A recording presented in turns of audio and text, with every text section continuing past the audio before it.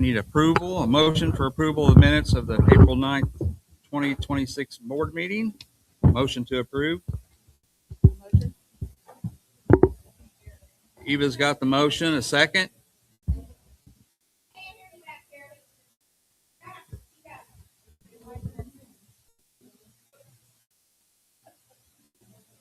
Do I have a second on that motion? Approval of the minutes of the April meeting. Everybody hear that? Thank you. Eva and Ethan, first and second motion. All in favor? Aye. Presentation to the board from the superintendent.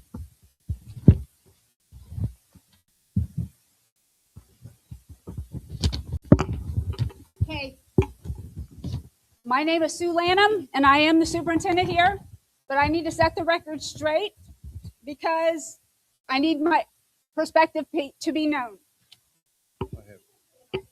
The microphone is not, it's just for recording. It is not for sound.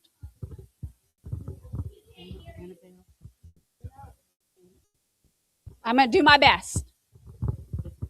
First and foremost, I need to clarify that I grew up on an 80-acre farm with my 5 siblings, my aunt, my mom, and my grandma, in a small rural community filled with family members and people that I still know today. We raised a few farm animals, mainly cattle, and we grew all the vegetables that we ate with help from our neighbors and extended family. I wore hand-me-down clothes. I started working in a local restaurant at a very young age. I know what hard work is. I know what hungry means. And I know that hard work and perseverance can pay off. I learned that from myself, or for myself, but I have also observed it firsthand from many of the people in this crowd. I did not return to this district with an agenda. I came here to make a difference in the lives of the kids in this community who supported me in reaching my professional dreams. I do not want anything from anyone in this room except the same respect and patience that I have given you throughout this process as I grow in this position. I have stated multiple times that I make mistakes, say the wrong things, and learn from them. If you look around this room at many of the people sitting in this chair,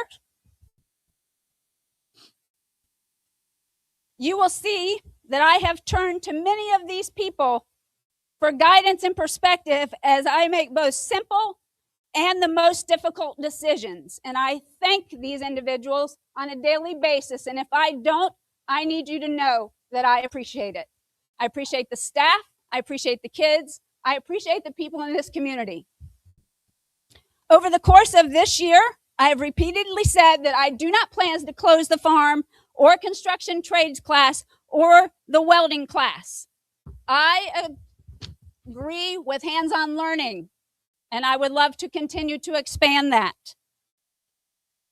I have mentioned on numerous occasions that we need to provide all students with the credentials that will give them a leg up on other local job candidates. Today, I'm going to talk to you about what drives decisions and conversations in our admin meetings and in our admin staff, and sometimes just in my brain. But I want people to know that I'm using data and information from the DOE to make decisions on a daily basis.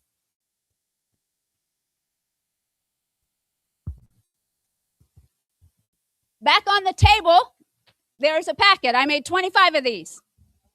This is information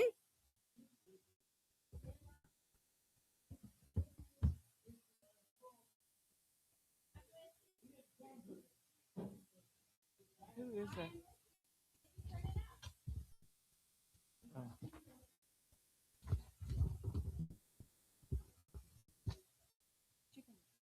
Just continue on, Dr. Lamb. So our guiding principles are new graduation requirements, the credentials of value, our Indianapolis accountability system that is now returning post-COVID, and the data related to academic performance.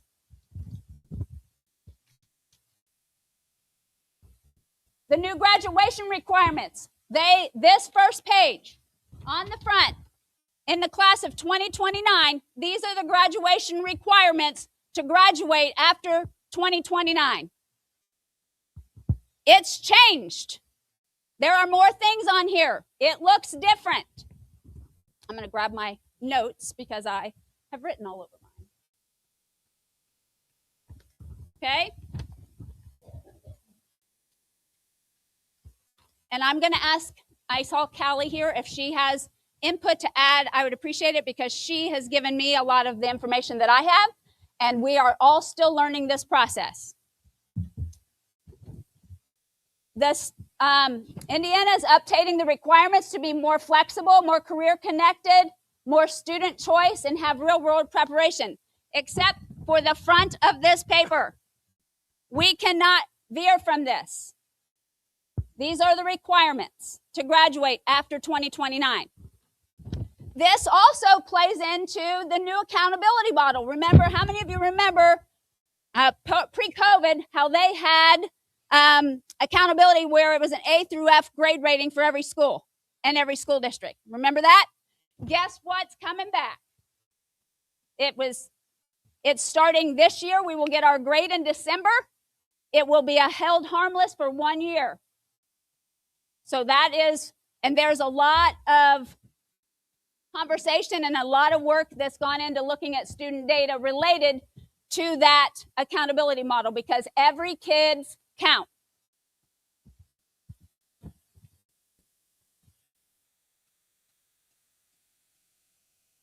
So this is just what is on this paper on the front and on the back. On the back, these are seals. Now, students have 3 options.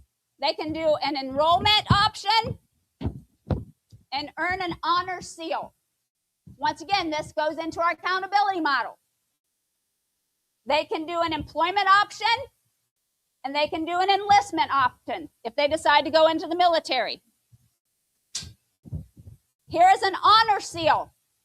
They can earn that.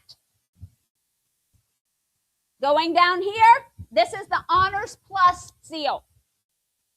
This is where we, as a school district, will get the most points on our accountability model when we move forward.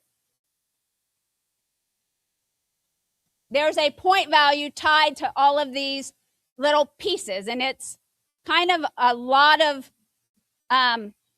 it's been a lot of work to try to wade through that. But our administrators are doing a great job.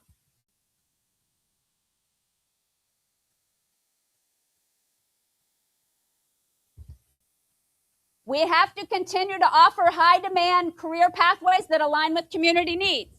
So we've done a lot of work with Cosmos and ROI and these outside organizations, Martin County Economic Development with Jessica Potts. We are looking at all of these things. But if right here it's called Link to Credentials of Value. If you look at the second page, I have added this so that you can see what credentials of value means and how you get there. Just recently, they came out with a new list of credentials of value. And what that means is our high school students leave here with credentials of value. This is a list from, this is an old one, but this is a list from the DOE. So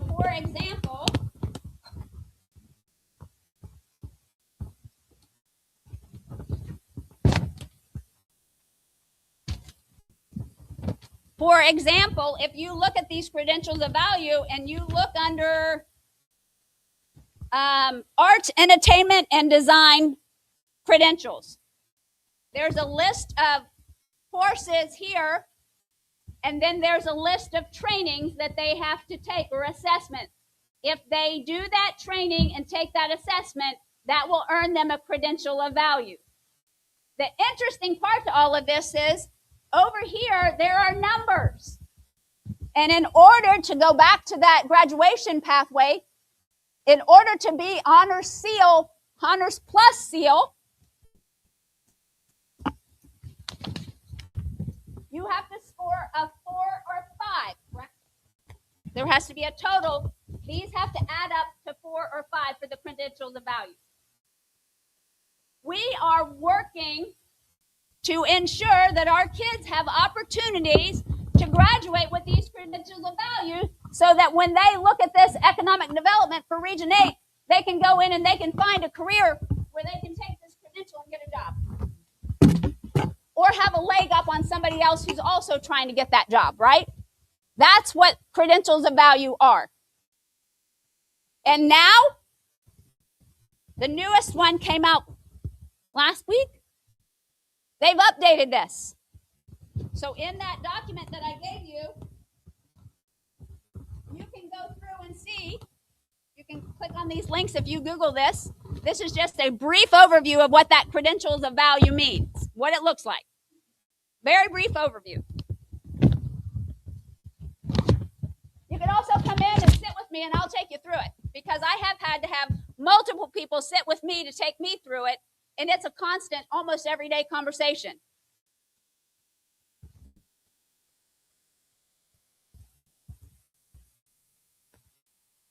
The new accountability model. It's the A through F model coming back. And in your packet, here is what the Department of Education has given us related to that. And it boils down to test scores. I learned proficiency. And over here, reading proficiency, I read, accelerated literacy based on I read, regular school attendance. Then down here for the next level, it's each grade band, K through 3, 4 through 8, and then 7 and 8 over here. And on the back is the high school 9 and 10, and then 11 and 12. And this is that what they do for each student. They will calculate the number of points they are given, and then they add that up. And we, as a district, earn, it's a mathematical statistical equation that we don't understand. That's where it is. We will get a letter grade that will be posted on the IDOE website and the graduation, what's it called? The GPS. Anybody can go in and look at our scores. So for me, as a leader, I'm looking at that data every day. Every day. I have conversation with people about data, test scores, attendance. I live and die in that data. I've been taught to do that because I need to make sure that these kids are ready and that these kids can shine the way they always shine every day. These things need to reflect the great things happening in this community. That's why I'm doing what I'm doing. Because I need the people who might want to move to Shoals to take a job at Gibson can look at our scores and say, I want to live there because my kids will have the opportunity to do what they need to do to graduate and go get a job.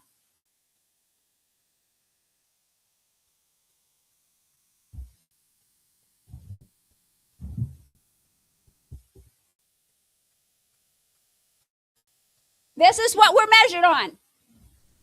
Academic mastery, career, this is fun. Career and post-secondary readiness. We do a great job with that. So why don't we celebrate that? We do. Communication and collaboration, work ethic, civic, financial, and digital literacy. They are now going to have I hate to say this, I'm sorry, Ms. Rue, but they're going to have a government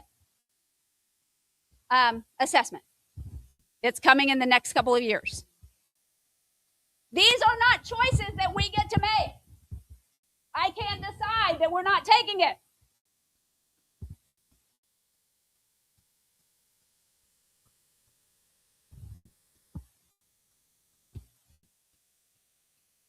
Schools schools may now be evaluated using student growth in reading and math.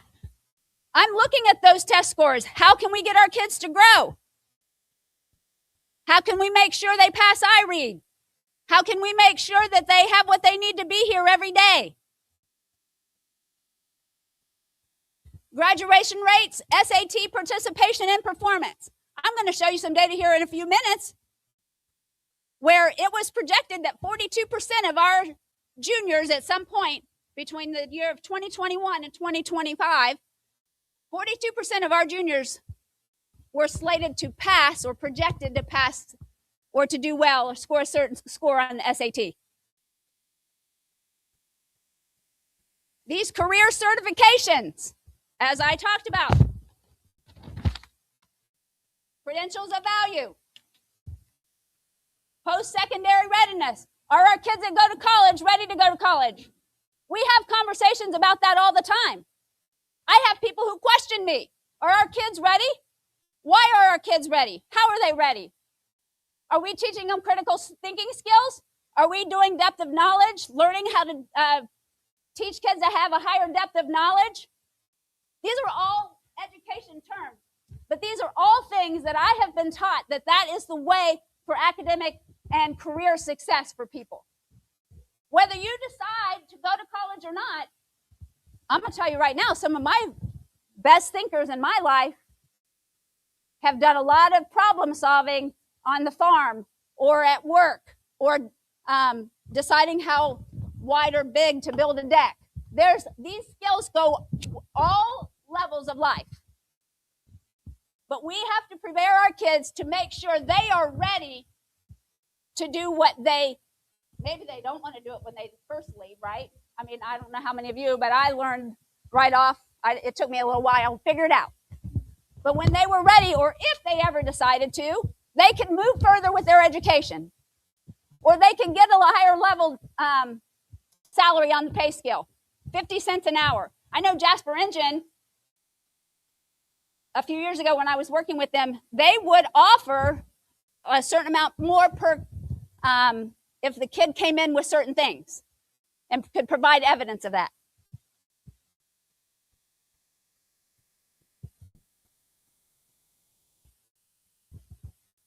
What does this mean for elementary? The learning starts early. Reading and literacy, math foundations. Right now, math is the thing in the DOE. The great thing about it is, we have to enrich or provide opportunity for kids who, I call it in the green or blue in math. On iLearn, if they're in the green, specifically the blue, which is the highest you can go, we have to move them to the next level of math. Here's the question, though, that I'm asking. How are they going to know they know those standards that they're missing in the other grade level? It's a constant conversation of academics. We have to provide enrichment for those kids just the way we need to provide remediation for other kids. We have to make sure that we are providing for every kid every day. And that's where my brain lives. Every day.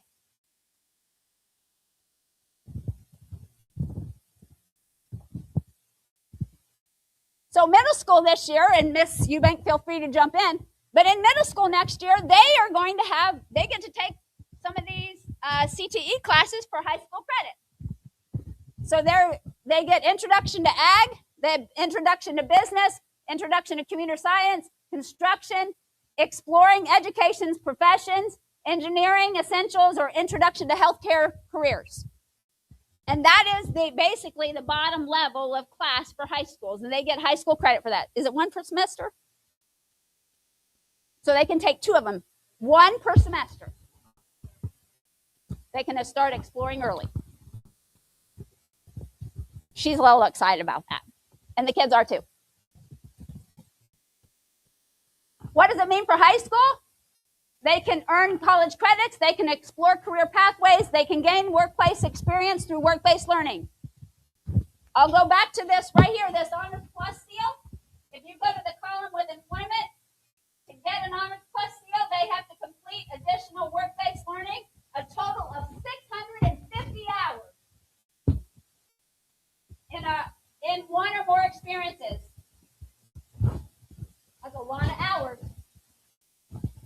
a lot of work for our team on a daily basis, but they do it every day because they're doing what's right for kids. And that's where this all comes back to. But we have to make sure that when a kid walks across that stage on graduation day, they're ready for whatever. And I'm not going to lie. I can look around this room and I see people that were here the first time I was here. And my goodness, whew, a lot of great things happening.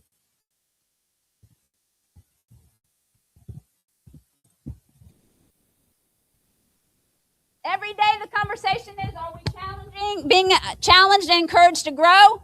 Are they thinking critically? Are they communicating effectively? Are they solving real world problems? And are they prepared for both college and careers? We know they're only 8th graders or 9th graders and they are not going to know, but at least we can give them the experience of exploring. We all know that likely they're going to change their mind 17 times, and that's fine.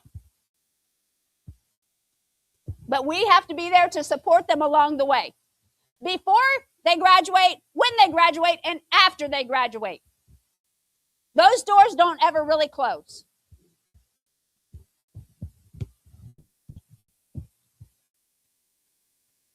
So this is kind of the progression through the years. Our goal is to increase the number of courses offered, credentials, of value. Some of these are welding, CTE expansion, and that can come for later conversation, and a CAD certificate. Bring back the farm to table program. Amy Money's really doing a great job in trying to work through that. She needed a little bit of time to get herself settled here and get our cafeteria, the transition with that. They did a few things this year and it was awesome.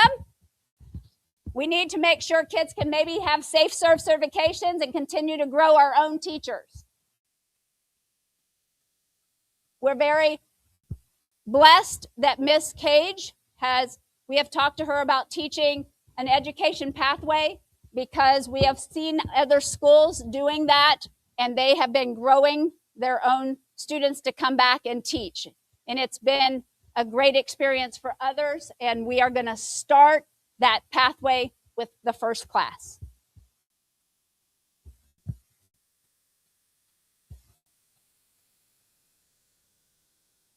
Our next steps for 2026, 2027 is we're going to work to develop district strategic plan. That was my goal this year, and I still haven't gotten it done. With members of the staff, community, and student body, we're going to continue to develop programs and coursework that align with regulations set forth by the DOE and the Department of Workforce Development.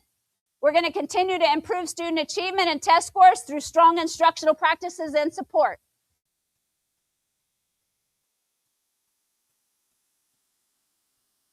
That is my phone number, 812-639-8831. I welcome anybody to dial that, come in and have a conversation with me, and let's talk about the academic world, because it is a different beast these days. And every day over the past few months, it's been changing throughout the state.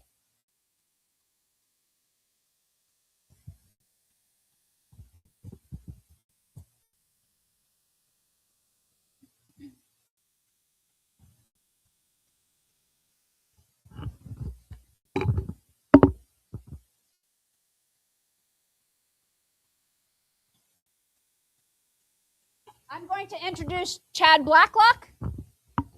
He is a financial forecaster. It was highly recommended. Schools across the state are speaking with financial forecasters and making sure their finances are in line because of the way the new tax, the Senate Bill 1, and the way the enrollment trends across the state are going. So Chad has been wonderful and very patient with me. And really helping me to work through this process and understanding this knowledge.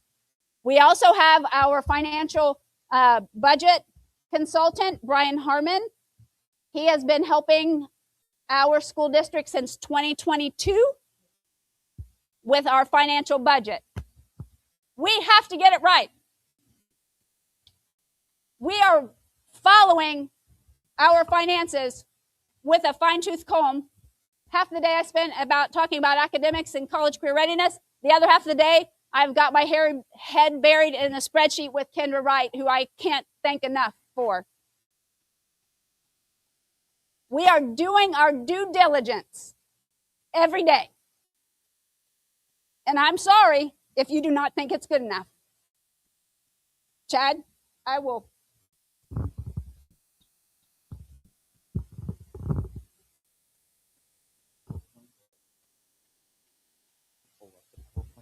Yeah, I just thought it might be bigger if we're using PowerPoint.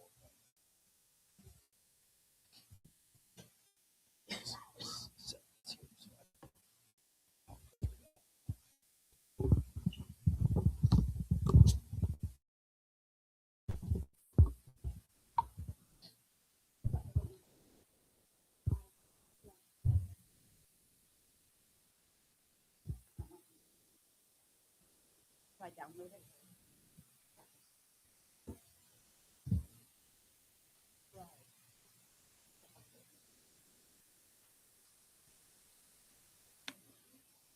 My head feels like it's gonna pop off. My head feels like it's gonna pop off. I hear this thumping in my ear.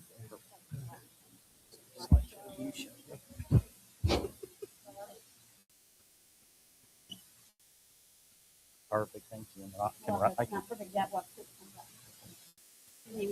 I can run it. Nope, thank you. Appreciate it. All right, awesome. Okay, you're good. You're good. You're good. Good evening, everybody. Thank you for coming out tonight to learn about school finance. Usually when the school finance guy comes, usually less people come to attend to listen to school finance. It's not the most exciting topic in the world, but it is something that's very important. So I appreciate everybody coming out tonight and learning a little bit. This presentation I've given several times over the years to various community members at town hall type board meetings, school boards, different things like that. It's mostly factual with a little bit of passion and emotion involved as well. And a lot of that is because I work with about 120 of the 290 schools in the state. The vast majority of the schools that I work with are rural Indiana schools. I'm a rural Indiana graduate. I grew up in Morgan County, went to a high school called Monrovia High School. So that's why I'm very passionate about rural Indiana public schools.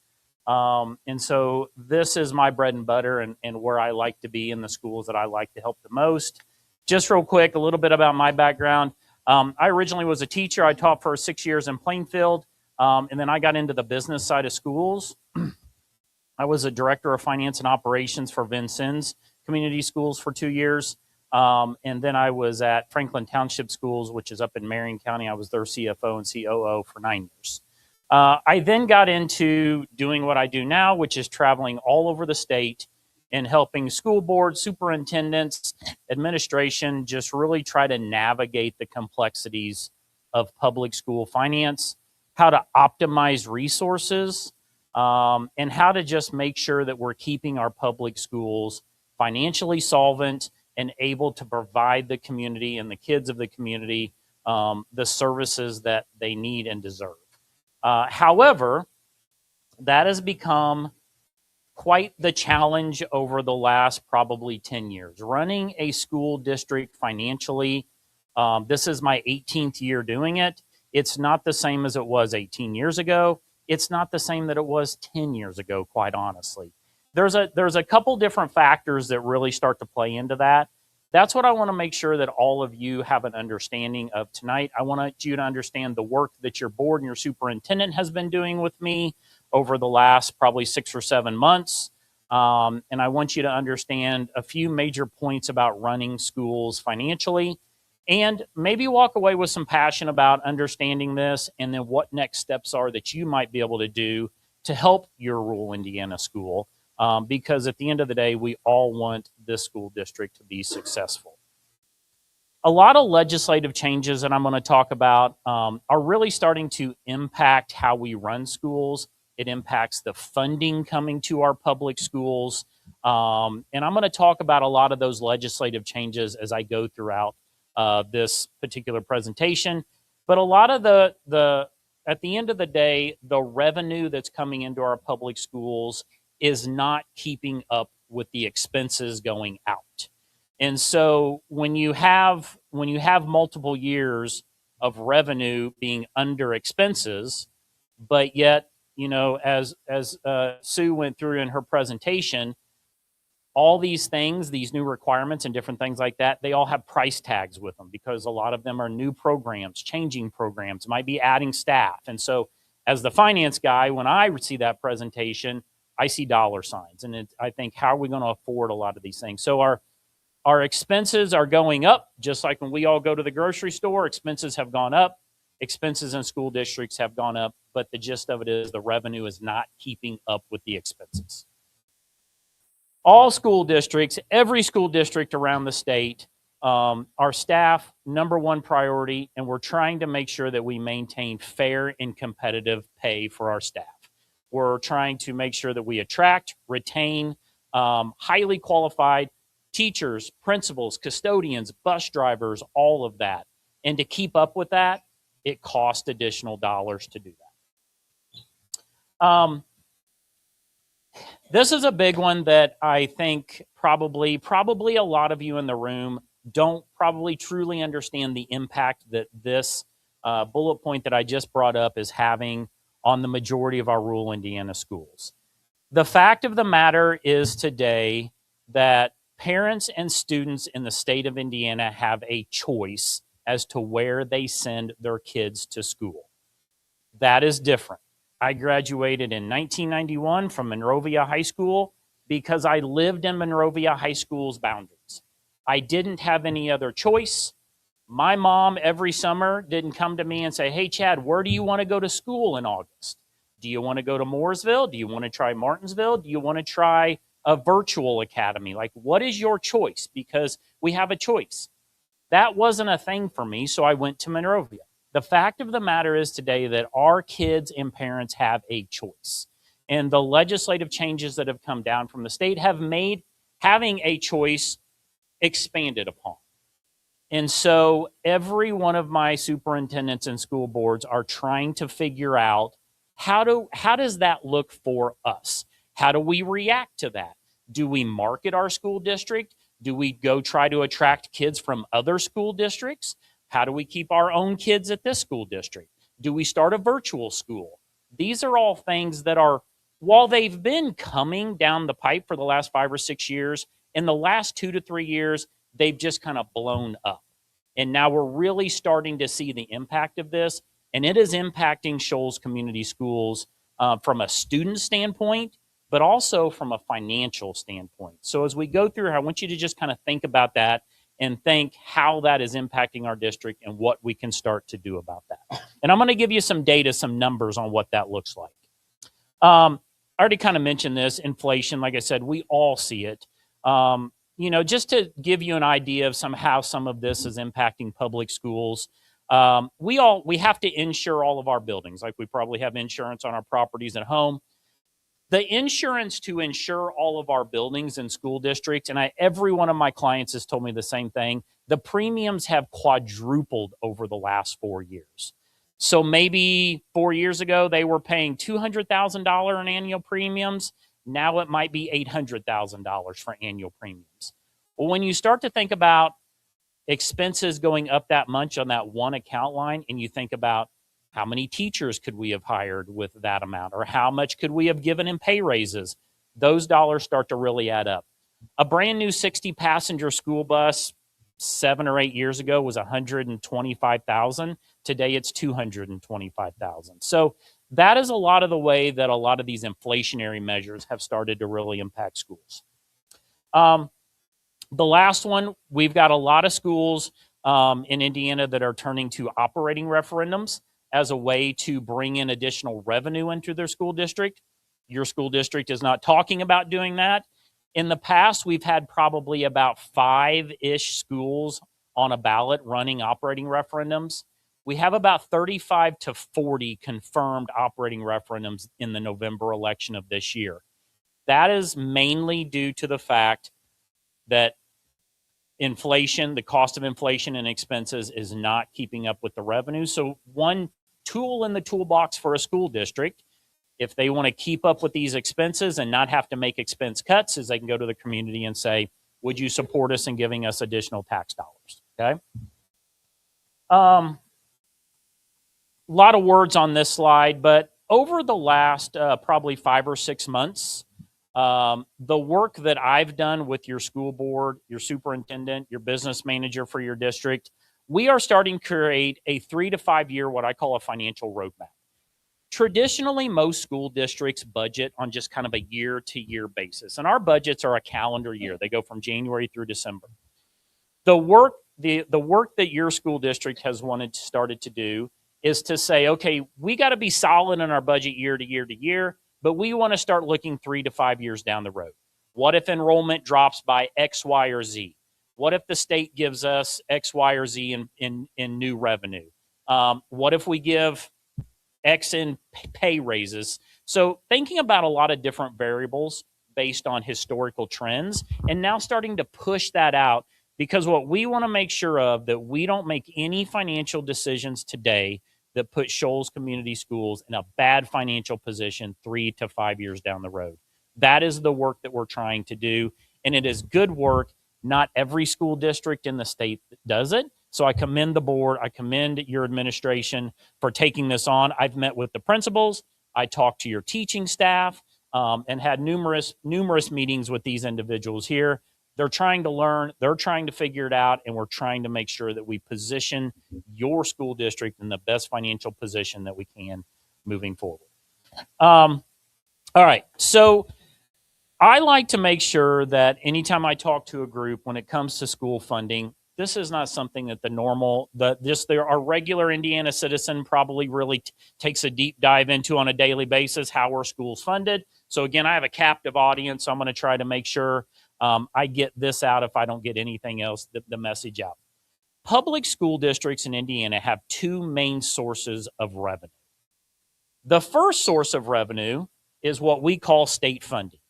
Every public school gets a dollar amount for every one of our kids. So every kid that shows up, every student in the state of Indiana is worth the same amount of dollars per kid. We count our kids twice a year. We count them in February, and when we count them in February, that gets us that revenue per kid times the number of kids for the first 6 months of the year. Then we count kids again in October.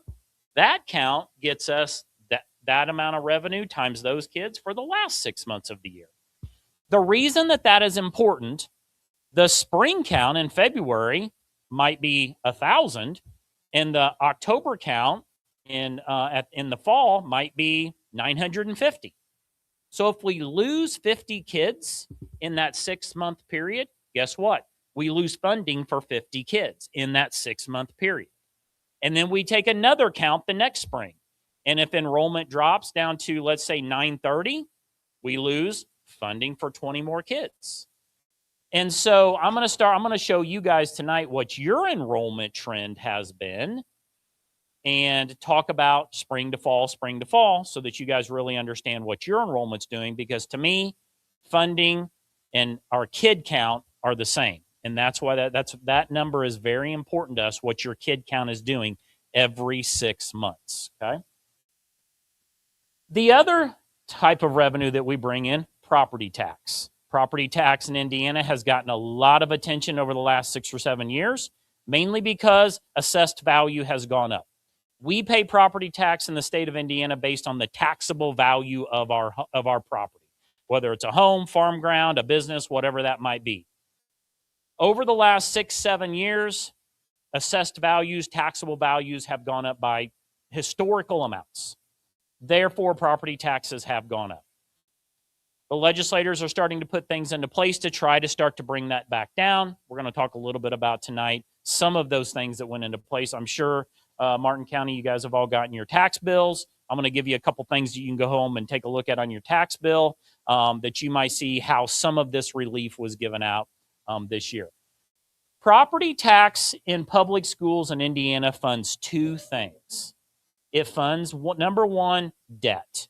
So Shoals Community Schools over the years has taken out some bond issues. When a school district wants to put on a new roof or they want to rehab a building or something like that, they take out what are called bonds. And bonds is just a way for them to get a loan, and they have to repay the they had a promise to repay the investors. Well, though that loan or those dollars are repaid through property tax. We don't use any state funding to repay debt. It's 100% property tax that repays debt. So that's one side of property tax that you guys are paying into your school district's budget, is to repay the debt, okay? The other side that you're paying property tax on is to run the operations side of a school district. So I want you to think about everything that is really non-instructional. That's what we call operations. So to run transportation, our custodians, to buy paper towels, utilities, maintenance, our central office staff, utilities, copy machines, all of those things are considered the operational side of our school district. That is for the most part funded by property tax. The thing that's tough about property tax with funding these two sources, the amount of property tax that a school district levies on a taxpayer for the debt service fund, the debt side of it, is really calculated off the amount of payments that the school district brings on. So if they have $2 million in annual payments, they're going to levy the taxpayers for $2 million, and they're allowed to do that. However, on the operations side, the state of Indiana gives Shoals Community Schools, just like every school, a cap on the amount of property tax that it can levy the taxpayers to run the operational side of the school district. This is what has become tough for schools over the last several years, because that cap, the amount that they can levy. So let's say that utility costs go up, or we need to pay our bus drivers more, or we need to buy 3 more school buses out of our operations fund.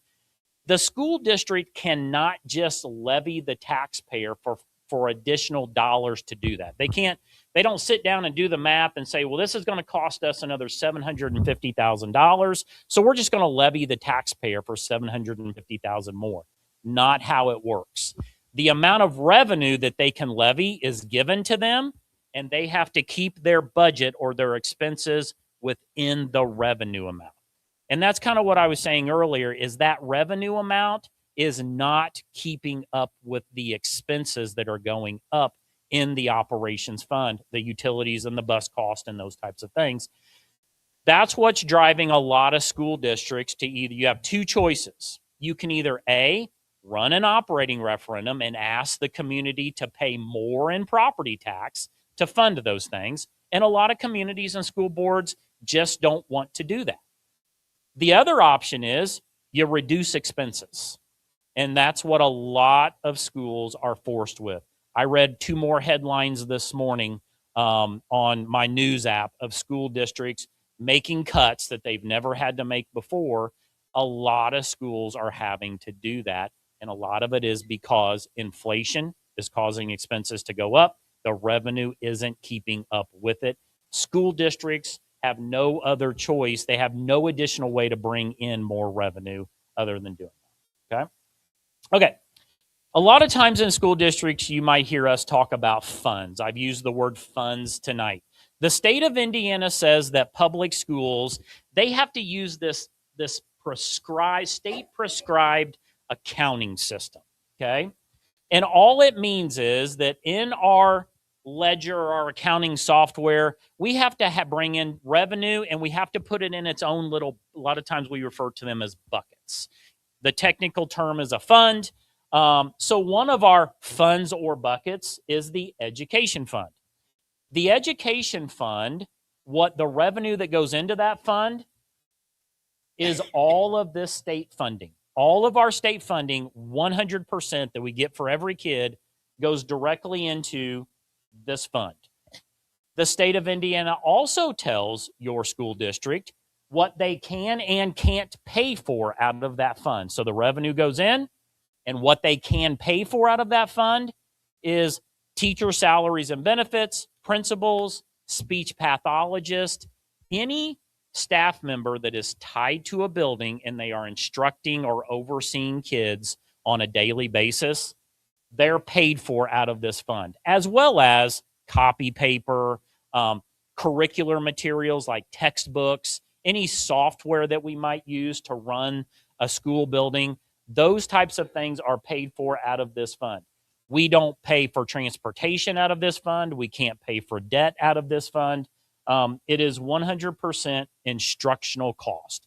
Even if we get to the end of the year and there are additional dollars left in that, we can't use them to pay debt or anything like that. It has to run those instructional costs.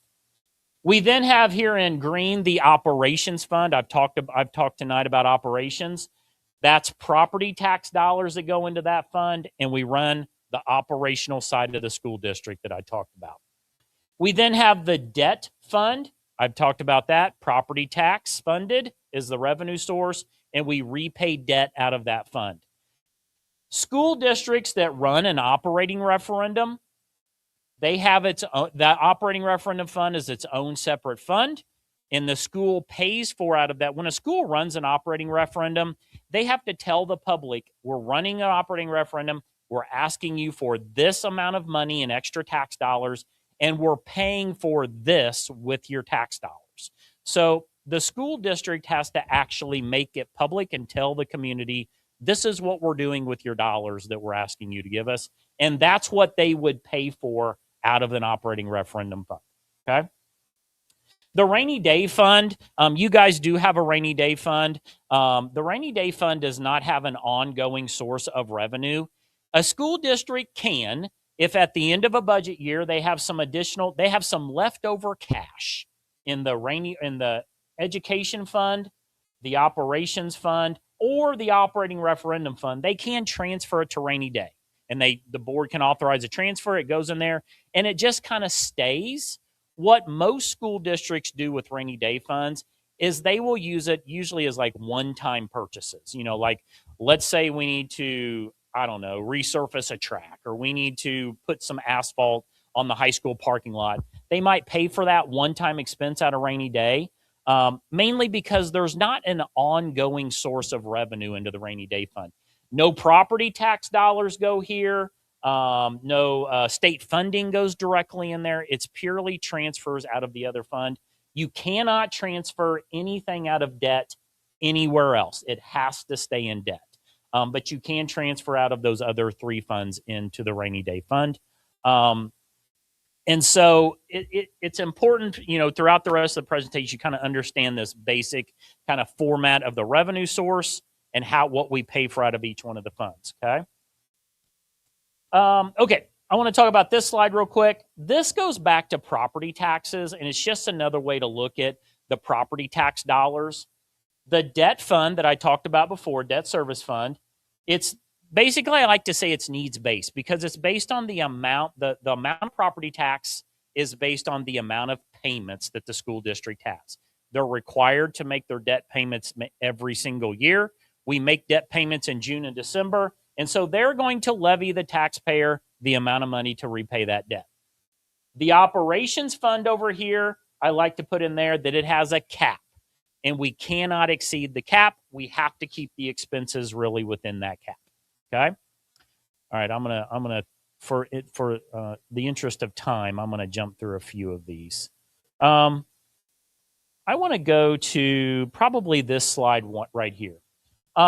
So this is the first slide that I have that kind of talks about property tax relief to our taxpayer, but it's also revenue loss to the governmental entities, including your school district. Okay. So back in 2010, the voters of Indiana voted something into the state constitution called property tax caps. What property tax caps do is they put a cap on the amount of property tax that a taxpayer pays on their property, okay? When we put a cap on the amount of tax that we pay, if a school district in their operations and debt service fund needs the revenue that would take the taxpayer above their cap. So each one of you have a cap on the amount of property tax that you pay on your piece of property. And if you look on your tax bill, it will tell you your cap. It is a percentage amount of the value of your property. Okay. And so if that property says, if it says your cap is $2,000 a year, and all the governmental entities do their budget and they say, homeowner, property owner, we need $2,300 from you to fund our debt fund, our operations fund, but you only pay $2,000, that $300 that you're not paying into the operations, the debt fund, maybe to police, to fire, to all the different governmental entities that levy a property tax, they're going to lose a proportionate share of your $300 because you're only going to pay $2,000. That $300 that you don't pay, the school district doesn't receive in revenue.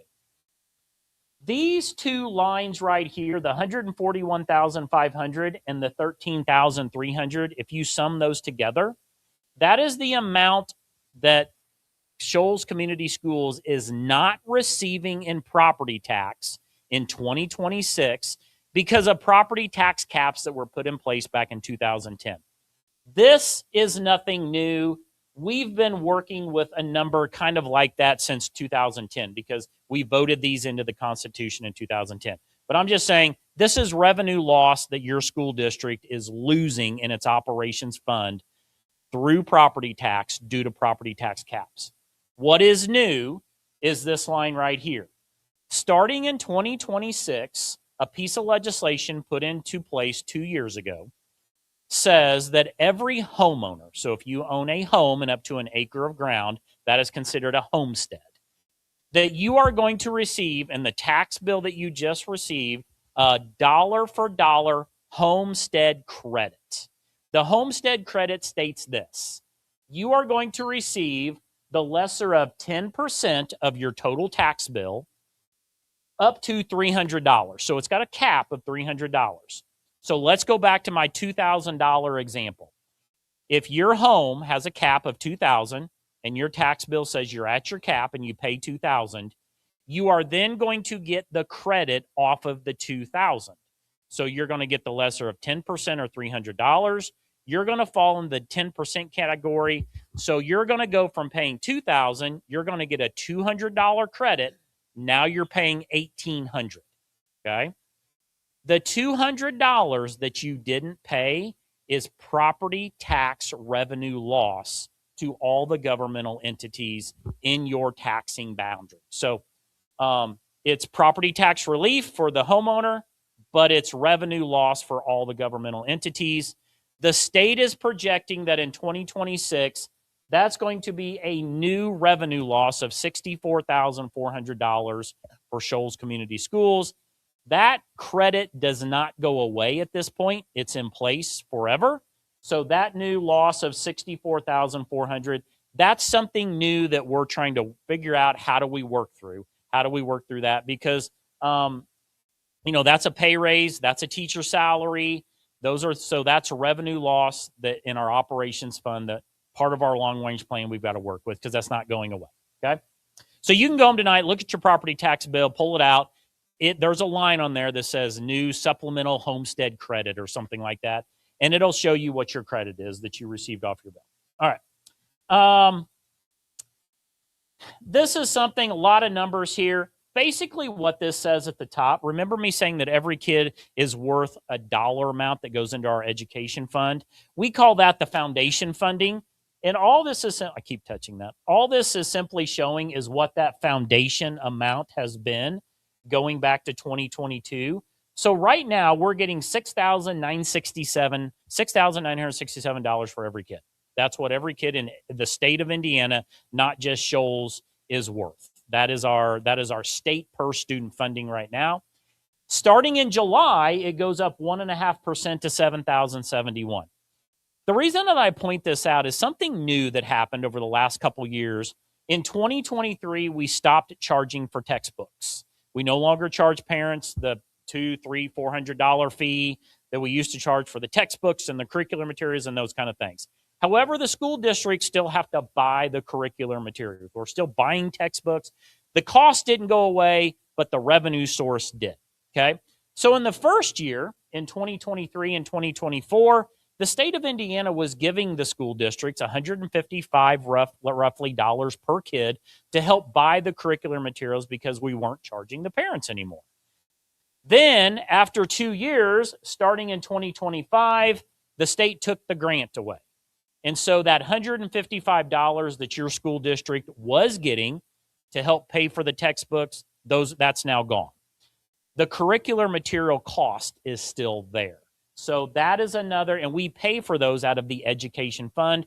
So that's a new expense that has come onto our education fund that your school district is trying to figure out again, how do we afford this? How do we pay for this? And it's part of kind of our long-range planning that we're doing. Let's talk about enrollment. So this chart, remember me telling you we count kids 2 times a year.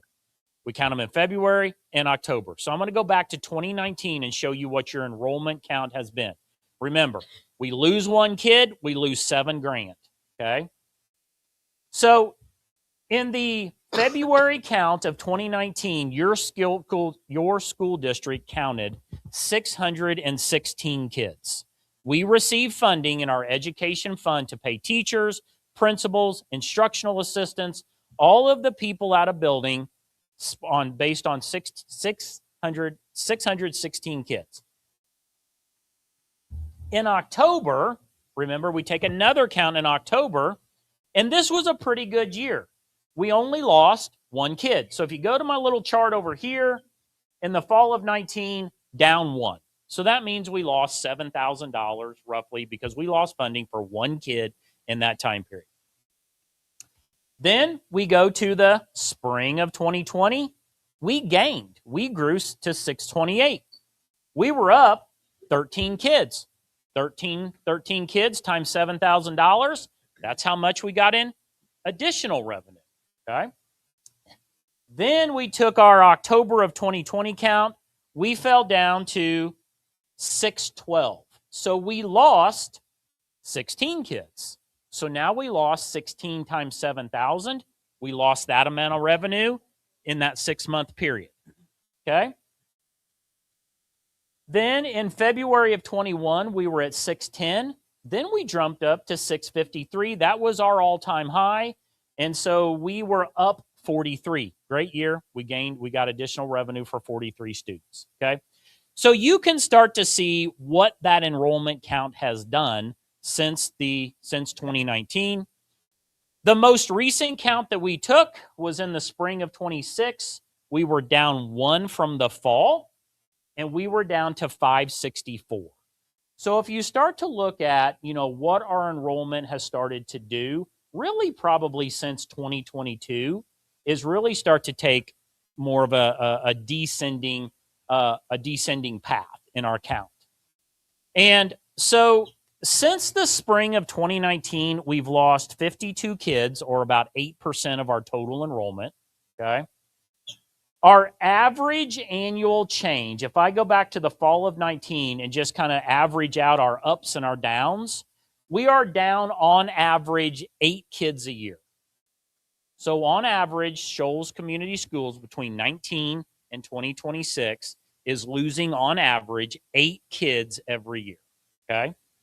If I take a more recent snapshot, and the reason that I do this is really our years prior to 2023. We had kind of our COVID years in there, which was kind of janky when it comes to education and enrollment. Things were up, things were down. We had virtual schools. We had a lot of stuff going on.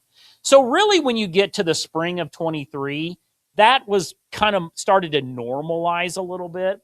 So if I take a look back between spring of 23 and the spring of 26, we've gone from average of losing 8 a year to now losing 20 a year. Okay? So I need you to do some quick math. $7,000 times 20 kids in a budget year is some significant dollars. So that is a lot of conversation that I've had with this group to say, remember I started my presentation by saying all schools are trying to figure out what are we doing about this? And your board is doing that. How does this impact Shoals? How do we navigate? Let's say hypothetically we lose 20 kids a year for the next 5 years. What does Shoals Community Schools look like then? And what do we do to navigate that? Because remember, revenue declining as kids decline, that means we either A, have to ask the community for more money, or we have to cut cost. Okay? Okay. Remember me talking about my second or third bullet point I talked about school choice. We hear a lot about that now, school choice in Indiana. That means that parents have a choice where they can send their kids to school, and you do. We have open boundaries, and now there are multiple choices.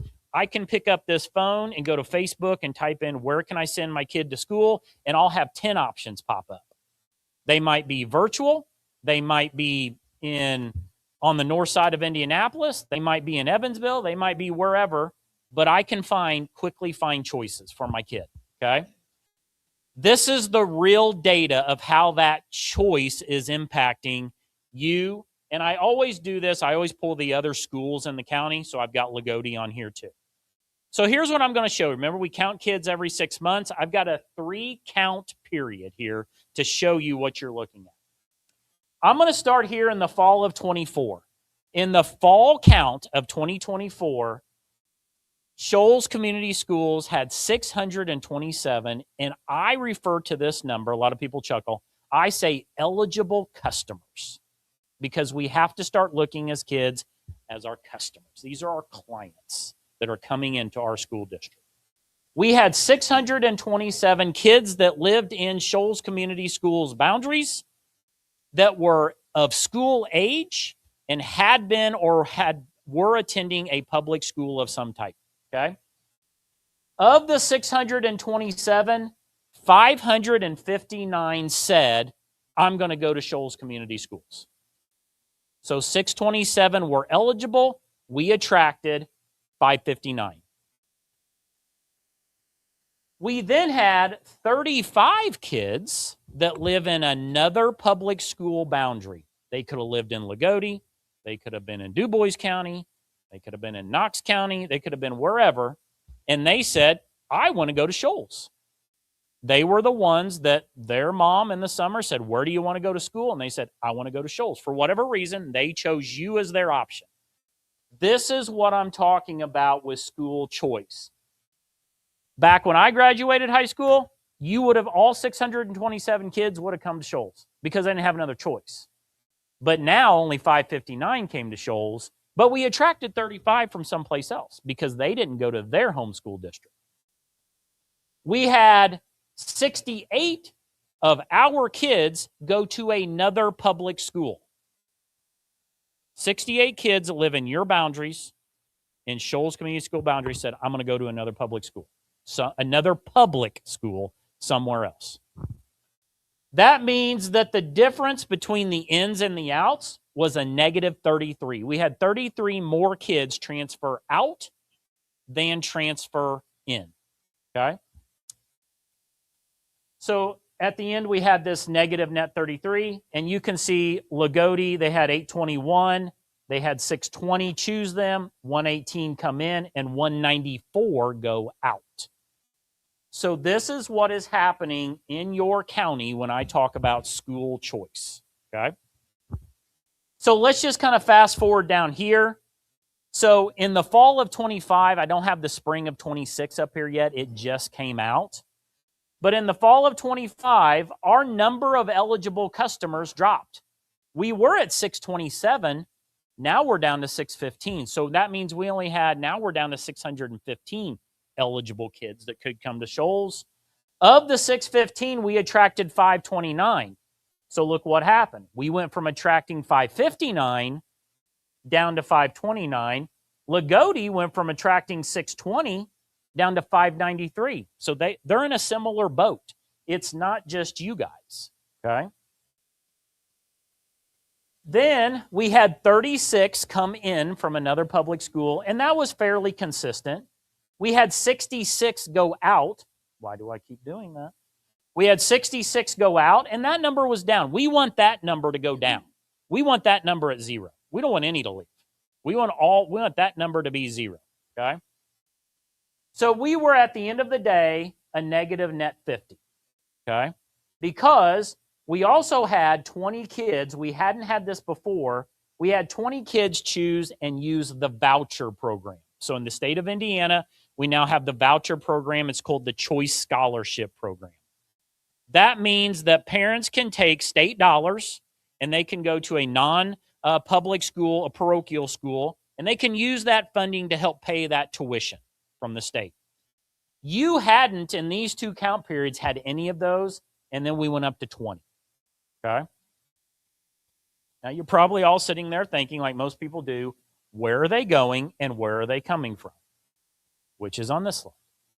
So, on this slide, I just have the 2 most recent count periods. This tells you where they live and where they went. So, I'm going to go, you're losing the most kids to Lagodi. We were at 22 and 24. Northeast Du Bois, 15 and 10. And we went from 59 to 61 total. Now, the interesting thing is you start to look at that list, you probably look up there and go, well, there's some schools up there that aren't even near Martin County, right? Here's why. Clarksville Community Schools has a robust online virtual academy. I would say those 3 or 4 kids are virtual. I would just guess. Beech Grove, that's in Indianapolis. Virtual program that they just started up. Union School Corporation, virtual school. That's the ones up there that I particularly know of. There could be some others up there. The report doesn't break it down virtual or in person. We also had, if we kind of scroll down through here, we had some kids down in this area that they went to another public school. This section right here, this would be our charter schools. So Lawrence County Independent School, Indiana Connections Academy, Hoosier College and Career Academy. I would probably say those are virtual. The Lawrence County one maybe isn't, but I'm pretty certain that the other 2 are virtual. So we're losing some kids to those charter schools. These 3 down here, this is the non-parochial school, or the non-public / the parochial schools. We went from losing none to these places to losing 20. So Stone City, Shelbyville Christian, and Union Bible College, we've picked up that we're losing 20 of our kids to those entities. This slide shows you where you're getting kids from, okay? So the interesting thing about this slide that I pointed out to the board when I met with them last time, let me go back over here. Lagodi, I know is in the county, your other county school. We lost 22 and 24 to Lagodi in the spring of 25 and the fall of 25. And then, in the same period, we gained from them 23 and 24. So we have the same amount of kids almost just passing each other, going from one school district to the other. They're almost the same amount of kids. But that's school choice. That's what having choice does. And so you can see we are getting kids. We're losing some to Northeast Du Bois, and we're getting some from them. North Lawrence, Mitchell, Lagodi, and Washington. You can see where we're getting kids from. So those kids live in those schools' boundaries and are choosing us. Okay? All right. I'm just going to kind of start to close in on the last couple slides. I've taken up plenty of time. I want to talk just real quickly. The board has seen this slide multiple times for me. And so some of the work that we've started to do, remember I talked about making a 3 to 5 year financial plan. That 3 to 5 year financial plan starts with numbers. It starts with assumptions. It starts with the amount of money we think we're going to get per kid from the state over the next 5 years. And we also start to factor into that some enrollment. Because you saw on average, you've been losing 8 kids a year since 2019, but we've been losing 20 kids a year since 2023. So some of this, a lot of numbers, but I'm just going to start to give you an example. 21 through 25, these numbers down here, they're not going to mean a whole lot to you, and they're really small. I know that. This just kind of shows how we actually ended those budget years. We talk a lot about how much cash was in the fund at the end of the year. But more importantly, we talk about, did we have a budget surplus or did we have a budget deficit, and what that starts to look like. And some of the work that we've started to do together shows us that in 2025, we ended with a budget deficit. And then we started to talk about, okay, if we ended 25 in a budget deficit, we're losing 8 or 20 kids a year. What does the future start to look like? Okay.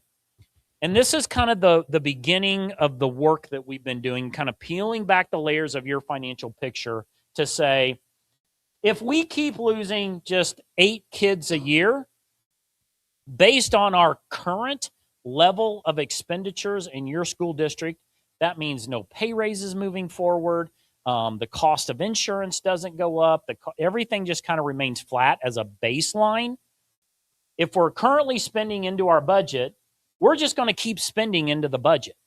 And so when I kind of come down here to this line, this starts to show me that our ending cash in our education fund, we just continue to eat into that, losing 8 kids a year kind of at our current spend level. So we've had a lot of conversations around that. And so that puts us out in 2026.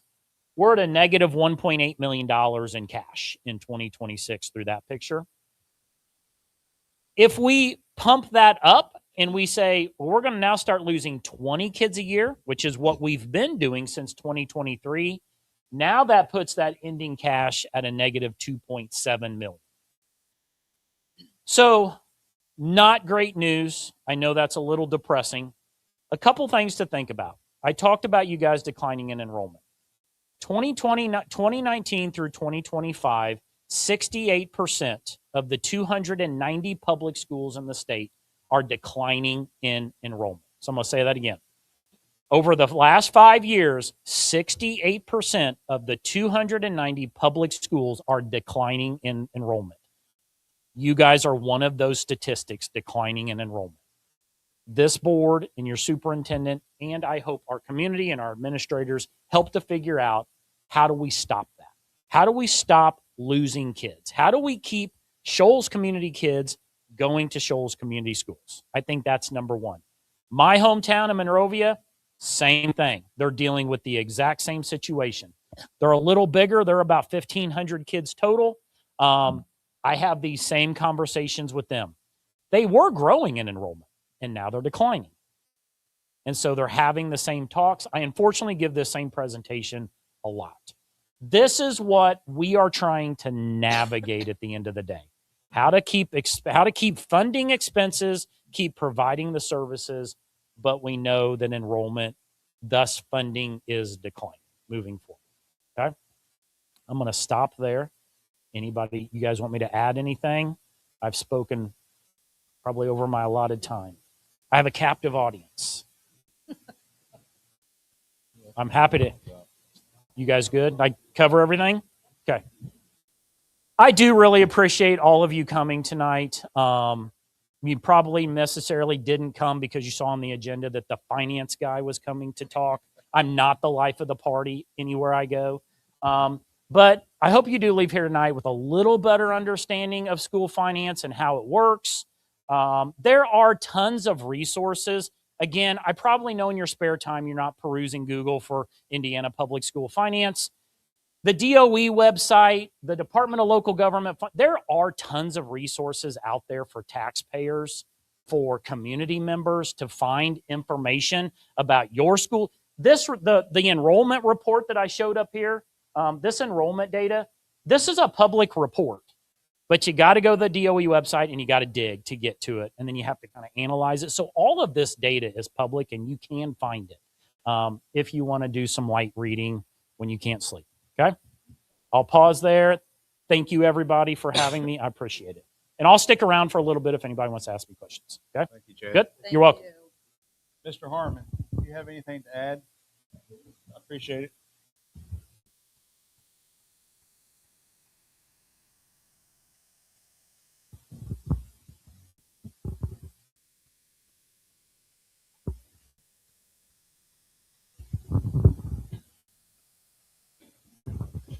Thank you. My name is Brian Harmon. I am the owner and operator of Harmon consulting service. I graduated from Shoals in 1977. Got an excellent education while here. In calculus, I have copied off Steve Sarles's paper a couple times, Steve, maybe, not sure. Steve was really good in calculus, by the way. And I helped 32 school districts. So in my opinion, you just heard from the best school finance mind in the state of Indiana, Chad Blacklock. He's fabulous. His forecasts are spot on. He's good at that. He comes in, works with the board, and good for the board and superintendent in order to work with him to start planning out. I work with 32 school districts, and while Chad primarily works at the 30,000 foot level, mine is more nitty gritty in teaching the budget process, which is complex, making sure it gets input for the Department of Local Government Finance without mistakes. They are not kind to those school districts that make mistakes in that process. I'm a teacher at heart. That's what I went to school for. So it's kind of my teaching gig that I do in order to teach superintendents the process, how to avoid mistakes, how to organize that, and again, work with 32 districts. Of the 32 that I work with currently, 30 of them are having the exact same discussions. The conversation that Chad just had with you, when your student count is going down, that combined with circuit breaker and now Senate Bill 1, homestead credits, that is lowering revenue at a tremendous pace. And schools have to deal with it. And at the same time, expenses are going up. Health insurance is going up for staff. If you give increases, and we were forced to give increase. When I say we, school districts across the state, they put a minimum amount that first to 40,000, then 45,000. The teachers had to get paid. And certainly I'm not against, nor I think is anybody against, teachers making more money. They should. The young people of any community are the most valuable resource that any community has. It's by far the greatest resource you have. And this group, through their dedication, and you as a community, owe that to those kids that we represent.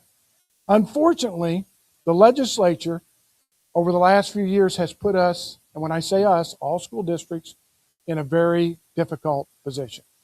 When I work with 32 schools, and most of them are in Southwest Indiana, and 30 of them have declining enrollment, and $7,000 base dollars into education fund is going in to pay for those, and if you're losing 20, 30, 40, 50 kids a year or a count, that's significant dollars.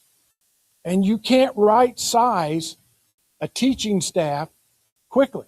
You just can't do it because you didn't lose those 20 kids in one grade level to where, okay, well, we lost 20 kids in third grade. So we're going to have to cut one third grade teacher.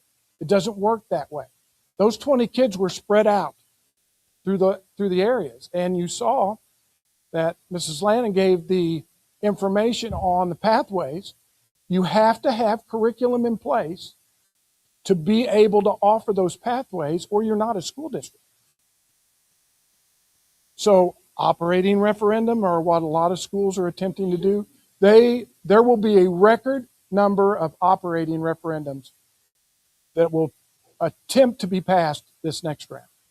It'll be a record that the state's never seen before. Why? Because many school districts are having the same discussion. I have this discussion all the time, as I know Chad does as well. So I appreciate the opportunity. Shoals has an outstanding school, always has. Outstanding programs, innovative programs, no question of that. Doing things that many 2 or 3A schools don't do as far as offering programs and the depth of that curriculum that they offer. And that's what this board and superintendent are trying to keep going. But it's going to be more difficult two things I think that schools can do, that I advise schools to do, assuming they're not going to move forward with an operating referendum, and that's market your school district. Market, market, market. It's a competitive out there. The second thing is contact your legislators. They have got to, at some point, stop the pressure, particularly on small rural schools, because it's devastating. And maybe that's the plan. I don't know. I'm not necessarily a conspiracy theorist, but I just know over the last several years, they just keep cutting back the revenue and expenses just keep going up. Most of you know, many of you know me. If you have additional questions, or certainly if the board has additional questions, don't hesitate. I personally can talk about school finance all night. I know you just had a great presentation and you don't want me to talk about school finance all night. So I certainly will pass the baton. Thank you for the opportunity to work with you and to make comments as well. I appreciate it.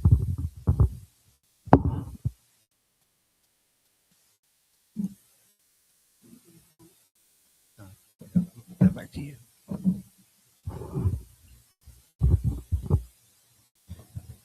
Okay, now the building principals, reports from those. Building principals will be reporting now.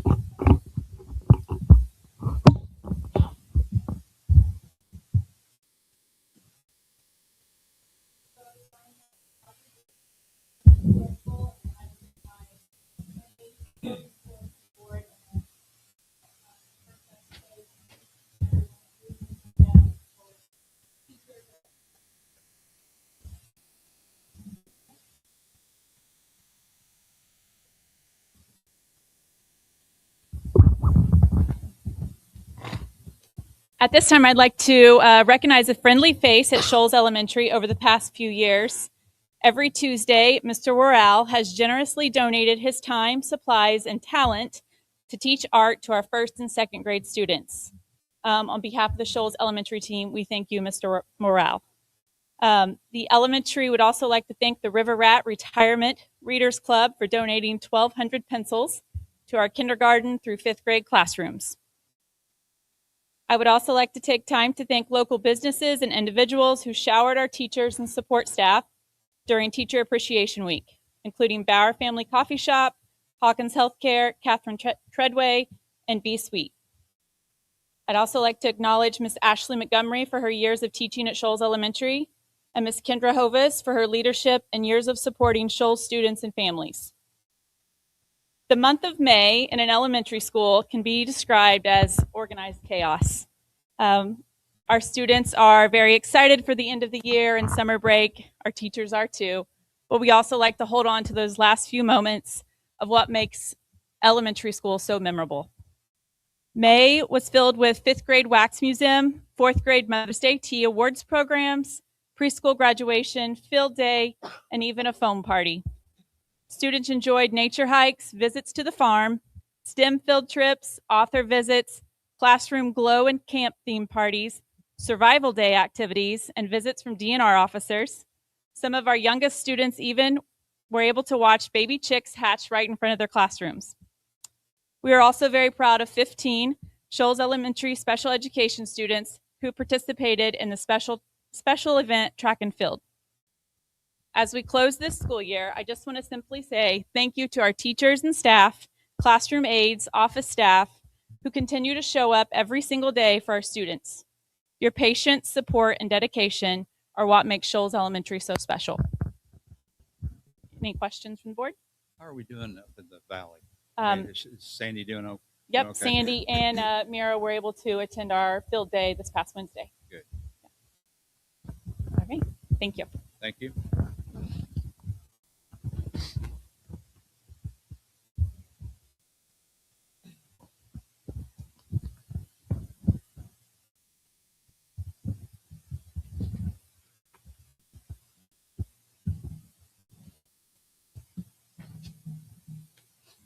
If you don't know me, I'm Carol Eubank. I'm the new middle school principal. Some of you may remember me as Miss Fullington because 16 years ago I left here as a teacher and moved back to my hometown of Paola. So I'm back. But mine are short, so I'm going to try to keep this real simple. I would like to give shout outs to the leaders behind several of our student programs that we had in the last month. We did participate in Make a Difference Day. 48 junior beta students assisted with repainting that sensory sidewalk out of the elementary school. You may see it when you pull up the photos. Our middle school student council students beautified the outdoor classroom with planter boxes. And our intro to ag class, they went down and cleared a trail down at Hind Austin. So we had a few projects going on for Make a Difference Day. The other shout out goes to our students and our staff. If you don't know what school is like these days, it's testing season, and thank God it is over. We have I readied and I learned, and I readied and I learned again. And unfortunately, because of the new accountability model, those scores will not be back until fall. So we won't know how the summative came out until we get back. So we are eagerly awaiting to see the improvement of our students. If you've been watching or listening over the years, the middle school has been making significant improvements in both reading and math, and we're hoping to continue that forward progress. We also had a shout out to the students who participated in our PBIS event on Thursday, May 14th, and they enjoyed an afternoon of inflatable fun and games outside, and we just had a great day. In terms of teacher accountability, we have PD scheduled for all of our math teachers in the middle school on June 3rd and 4th, and they will be attending a state-provided professional development program to talk about how kind of like the science of reading just rolled out in English language arts over the last couple of years. Now there's a new movement for math coming. And so the state is rolling out, I think it's 42 hours of professional development that our math teachers will begin this summer. So it's a lot for them to endure. We also have other middle school teachers who will be coming in for PD to finish our curriculum selection for our new WIN classes next year. So we have, we're revamping basic skills. If you don't know what that class is, it's an opportunity for kids to kind of work on things they've not learned before. And when I came here, it was done on with an online program called My Path. And the research proves that nothing beats a qualified teacher in the classroom. And so WIN next year, basic skills will be titled WIN for What I Need, and it will be taught by teachers, and they're going to be teaching the essential standards that kids have to know, and they have to know how to read beyond a third grade level. They have to. I can't in good conscience let them move beyond that, right? So the other thing I need to share was actually sent to me by Megan Hawkins. She wanted me to share some early college statistics with you because we have an outstanding early college team here. So fun facts about the class of 2026. Approximately 401 college students during their high school career, or college credits, I'm sorry, during their high school career. That is approximately $115,050.91 that were saved by your kids taking college courses in high school. The senior with the most college credits earned 45 college credits in high school. That's a year and a half of college already done. 5 seniors received the Indiana College Core, which means that they have their freshman year completed. 20.5% have earned 15 or more college credits, and 50% of the seniors took at least one college course. So that was shared by Megan and the outstanding early college program you all have here. So, Thank you. Put it back in stand. Thank you.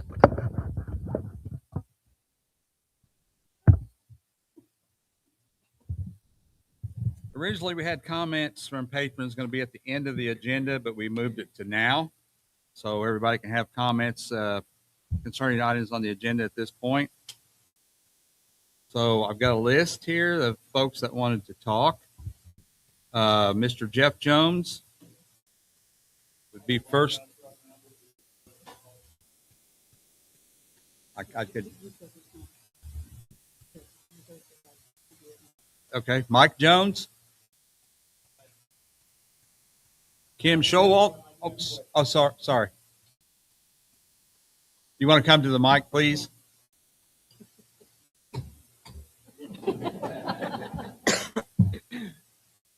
Yeah, I don't We like. understand. I don't like him either. Is this one on? Yes, Yeah. it's on. I did have a question.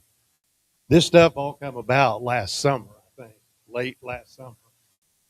Why wasn't the public involved in a meeting like this then? I just want to get that out there because this stuff all came about last year. All the cuts and stuff like that. As far as the cuts go, there's not really been any cuts, but as far as the budget goes, that's been going on, like Chad and Brian said, that's been going on for I know, but a few years. All stuff- the stuff going on there. you went through over the different pathways and stuff like that. All that stuff was last year. My wife works with it also in college because she's a VU nursing instructor and she works with it all the time. And she started last August whenever all this stuff got passed down. I guess I'm not understanding the question. I mean, what's as far as the pathways? Well, all the rumors and everything like that started whenever school started last year. About you was going to shut down this, you're going to shut down this, you're going to shut down this, and we never had a meeting like this. And that was not generated from anybody here that we were going to shut anything down. So just so you know that. Okay. That's never been a plan of shutting anything down. Okay. Okay.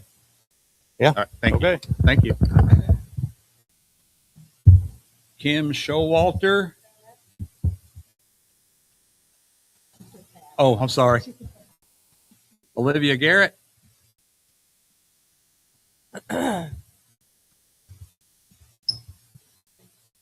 My question is for the pathway classes that you're not shutting down. If you don't have teachers to run those classrooms, what's your plan? It would be on the administration to find replacements for those teachers.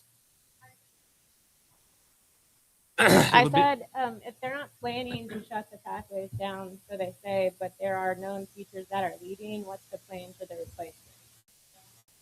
I said that it would be on the administration to find someone to fill those positions, right? I mean, it creates a vacancy, so you have to find somebody to fill it. As of right now, we don't know of any known vacancies other than one at this time. Okay, and my next question, you said you're really big on data and statistics, but have you ever stopped to ask yourself, Sue, what the community is so upset about?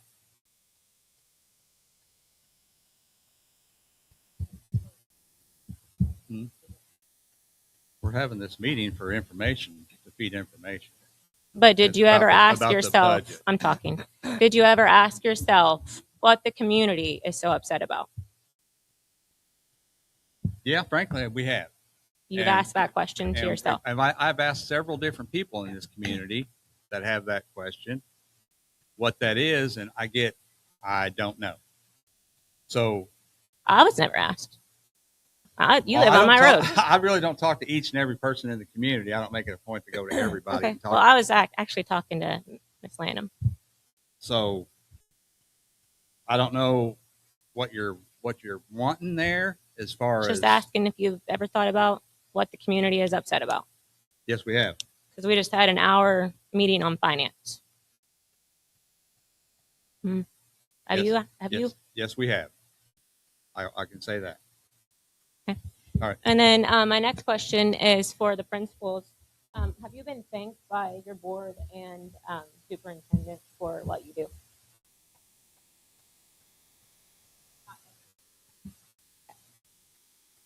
Thank you. You're welcome. Thank you. Cecil Ragsdale. Okay. This next one, I'm not sure. Shirley Holt, possibly. Come forward, please.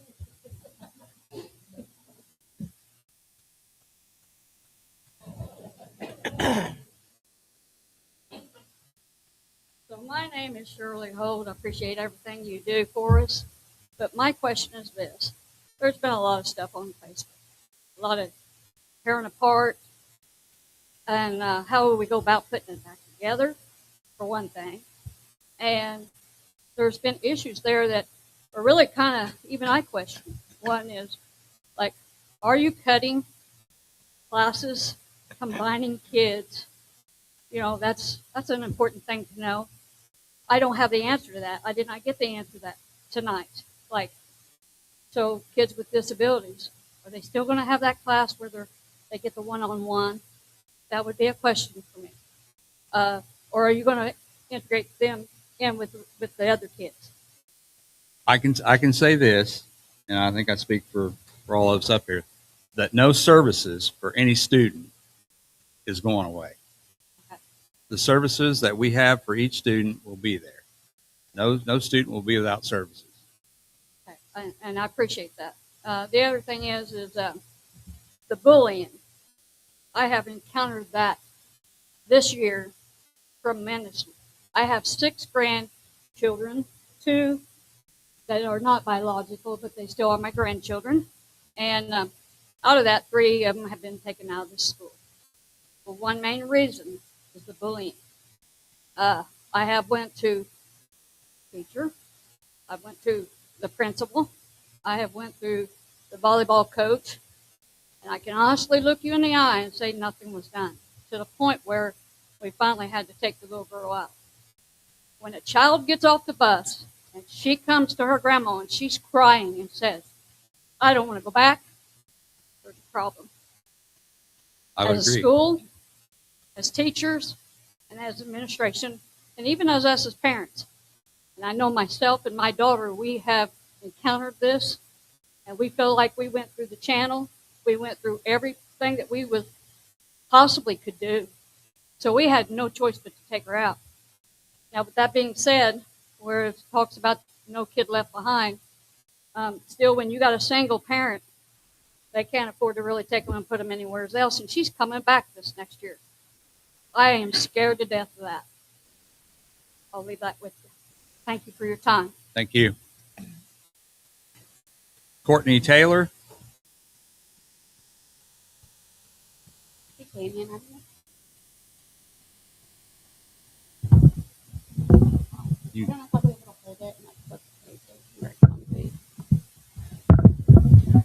Good evening. My name is Courtney Taylor. I'm here tonight because I believe the parents, staff, and community members of Shoals Community School deserve transparency, accountability, and leadership that operates professionally, ethically, and legally, especially when decisions impact vulnerable students and staff advocating for them. Over the past year, I've personally witnessed and experienced what I believe to be a culture of retaliation, intimidation, selective enforcement, and a severe lack of transparency within this corporation, specifically involving Superintendent Dr. Sue Lanham and Special Education Director Dr. Emily Dykstra. Many teachers and staff members are afraid to speak openly about concerns because they fear retaliation. I know this because I experienced it myself. I had no prior disciplinary history, no write-up, not one prior occurrence. I have consistently went above and beyond for students and staff. I stayed beyond my contracted hours to help children in crisis. I gave up lunches to support classrooms and students. I treated this work as a calling, not just a paycheck. Despite that, I was disciplined and eventually terminated after publicly advocating for transparency regarding concerns surrounding the whole child classroom and after addressing behavior I felt was inappropriate and disrespectful from district leadership. Not one school board member reached out to hear my side of the situation before my termination. Not one member asked for my perspective, my documentation, or my account of events. That failure matters. And honestly, I feel failed by this board. The members sitting here tonight were voted into these positions by the public to represent and defend this community, not to remain silent when serious concerns are repeatedly brought forward by parents, staff, and community members. The superintendent works for this board, and this board works for the people. Your responsibility is not to protect leadership from criticism. Your responsibility is to ensure transparency, accountability, legality, and ethical leadership within this corporation. Right now, many members of this community no longer feel protected, heard, or represented. I was called into a meeting with Superintendent Dr. Sue Lanham and Special Education Director Dr. Emily Dykstra regarding a social media post I made that contained factual information intended to keep parents and community members informed about concerns involving the whole child classroom.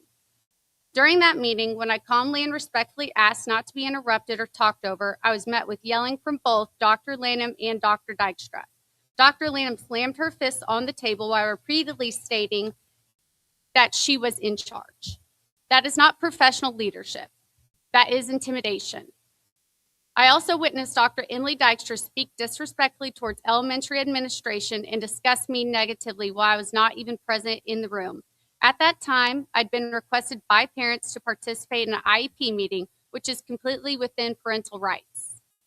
After I addressed Dr. Dykstra's disrespectful conduct and stated that that behavior towards staff would not continue to be tolerated, I was denied participation in the following meeting. The message sent to staff was very clear. If you speak up, there will be consequences. I also want to directly address the reason for my given termination. I was told my employment was terminated due to unprofessional conduct towards a supervisor. However, I believe this board and community deserve the full context behind that statement. The incident being referenced did not occur in isolation. Prior to that moment, there had already been repeated instances of what I perceived to be disrespectful, intimidating, and unprofessional behavior from Dr. Emily Dykstra toward myself and other staff members, including elementary administration. I personally witnessed dismissive behavior, speaking negatively about staff when they were not present to defend themselves, interrupting others repetitively during meetings, raising her voice, and creating an atmosphere where staff felt uncomfortable speaking openly. In one particular situation, I was not even present in the room when my name and role were being discussed negatively, while I had been requested by parents to assist an IEP meeting, something parents are legally allowed to request. When I later addressed the disrespect and stated professionally that the behavior toward myself and other staff would no longer be tolerated, that moment became part of the justification used against me. What is deeply concerning to me is the imbalance of accountability. I was terminated for allegedly being unprofessional towards someone who was not even my direct supervisor, while repeated concerns regarding the conduct and professionalism of district leadership appear to have resulted in no consequences whatsoever. So I have to ask, why are staff members expected to remain perfectly composed while being interrupted, disrespected, spoken down to, or intimidated by leadership? Yet leadership is not held to those same standards. Why is respectful self-advocacy treated as insubordination? And why are employees with no prior disciplinary history removed so quickly, while documented concerns involving administration continue to go unaddressed? I'm not standing here tonight claiming perfection. I'm standing here saying there must be equal accountability, because professionalism should apply to everyone, not just the people with less power. I also believe that there has been a troubling pattern of concerns in recommendations from elementary staff and administration, including concerns raised by Audrey Gibson regarding her own elementary building not being generally considered when decisions involving students, staffing, and programming are made. The community and staff are not upset over what has repeatedly been labeled as budget-related concerns. We are upset over the constant lack of transparency, the contradictions, the disrespect, and what many perceive as leadership attempting to force outcomes and narratives without factual accountability or open collaboration. There's also been a repeated pattern of wordplay, selective wording, and misuse of terminology depending on the audience being spoken to and the outcome leadership appears to want to achieve. Staff members hear one version, board members hear another, parents hear another. And too often, statements are made without meaningful follow-up, clarification, or accountability afterward. In my own meetings with Dr. Sue Lanham and Dr. Emily Dykstra, I frequently had to repeat the same direct question multiple times before receiving a clear answer, if I received one at all. This is not transparency. That creates confusion, mistrust, and division throughout this corporation. And if budget truly is the concern, then the community deserves transparency there as well. How much has Dr. Lanham overspent the school budget? Were those financial decisions approved by the board? Why are there employees within this corporation making salaries reportedly higher than principals without administrative roles? Were those wages board approved? Is there documentation available to support and justify those decisions? These are fair questions from a concerned community. I've documented every serious interaction incidents I have experienced involving district administration because I no longer feel I can fully trust what is being said behind closed doors or later represented publicly. I've kept documentation, written timelines, emails, and recordings when legally permitted because accountability matters. I've even sent emails directly addressing statements I believe to be inaccurate or misleading from Dr. Lanham and received no response. What we allow is what will continue. Meanwhile, there appears to be a completely different standard of behavior expected from administration versus staff. Staff members can be spoken to disrespectfully, interrupted, talked down to, or intimidated. But when staff professionally address that treatment or advocate for themselves, discipline follows. Even more concerning, my direct supervisor would not sign off on my termination. I ask this board tonight, why are staff members afraid to speak? Why are concerns repeatedly dismissed? Why are community members and parents left without transparency? And why are employees with no prior disciplinary history being removed after speaking out? This community deserves better. The students within this corporation, especially students with disabilities, deserve decisions made legally, ethically, collaboratively, and transparently. Parents deserve honesty. Teachers deserve protection from retaliation. And this board has a responsibility to start asking harder questions instead of remaining silent while these concerns continue to grow. I also want to make clear that I remain open to respectful contact, honest conversations, and full transparency with anyone willing to genuinely listen and communicate truthfully. I have nothing personally to gain from standing here tonight. My goal has always been the same, to ensure the right thing is being done for these children, the staff supporting them, and the families trusting this corporation to serve them appropriately. I'm speaking tonight because remaining silent would make me part of the problem. Thank you.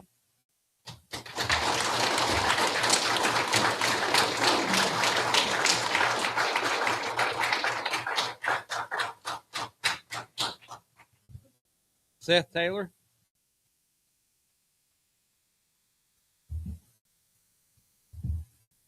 My name is Seth Taylor. I graduated from Shoals High School in 2007. I care deeply about this school corporation. My daughter has attended Shoals for the past 4 years, long before we moved back into this district because we believe in this community and in the people who serve it. I'm here tonight to stand firmly with the teachers and building staff who make this school what it is. I am a former teacher and will forever stand in support of good teachers and ask this board to do the same. For 15 years, I've worked as a public servant, including in classrooms from kindergarten through adult education. Public service is not a title, it is a responsibility. This board was elected to serve the public, and it seems some of you need a reminder that you work for this community, for us. I have seen a broken school turn around in a single year and go from a failing F school to a passing school in 2 years. What I'm watching here is the reverse, a functioning system unraveling because of poor leadership and a lack of accountability in supporting teachers and staff. Many teachers have raised serious concerns about leadership failures and ongoing issues this school year. When those elected to support them refuse to act, teachers feel abandoned, unheard, and pushed out. A lack of support is harmful. The superintendent works for the board, and the board works for the people. Yet teachers, staff, and community members have been misled, dismissed, or disrespected by the very individuals entrusted with leadership. I appreciate the financial presentation, but this community is not here tonight for a financial problem.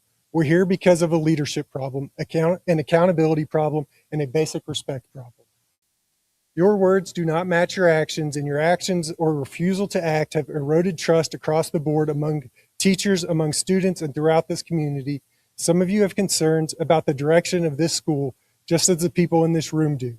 But concerns without action are meaningless. Leadership begins with integrity, transparency, and the courage to hold people accountable. Rebuilding trust requires action, not excuses. Right now, the president of this board and superintendent are leaders in title only, and their behavior does not reflect leadership. One points fingers and blame at everyone but himself while ignoring his duties. Another pounds a fist on the desk and declares, "I'm in charge." When a leader has to announce they're in charge, they have already lost the authority that comes from trust and respect and are, in fact, not in charge. It is clear that not all members of this board have reviewed the open door policy. Since August, there have been 20 executive sessions, and as of today, each one of them violates the Indiana Code 514-1.5.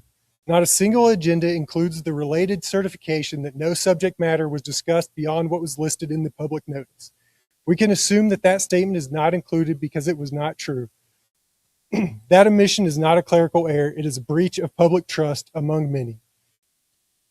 Indiana Code 514-1.5 is not a suggestion, it is a law. I understand that matters must be discussed privately, but making decisions and conversations outside of public meetings is not only inappropriate, it is a violation of the responsibility you were elected to uphold. Some of you may be hoping this will fade with time. You may be worried about the optics of the past month. Some of you may be upset by the criticism, but that is what you signed up for as a public servant. If you can't handle it, I encourage you to resign and/or remove your name from the upcoming ballot. Last month, this board said we needed to market our school, all the while failing to support the very teachers and programs that make this school worth marketing. Only a few members of this board have maintained the teachers of this corporation and the community's trust. Others have their own self-serving agenda and search for someone to blame. But the truth is simple. You are the elected leaders. We are here because of your inaction, your lack of leadership, and your transparency.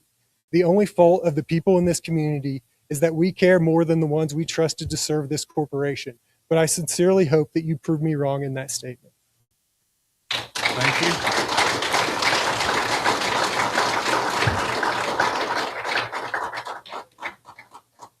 Scott Carr.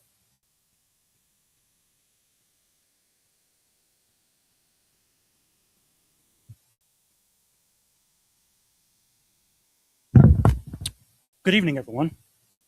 If you don't know me, I apologize, I'm going to read off of this. My name is Scott Carr, and I am currently the band director here at Shoals Junior Senior High School. I began my stay here at Shoals January 2020 or 2024 when the position was open. To put it lightly, things were in poor shape. The kids were and are great, but they needed some things changed in order to improve.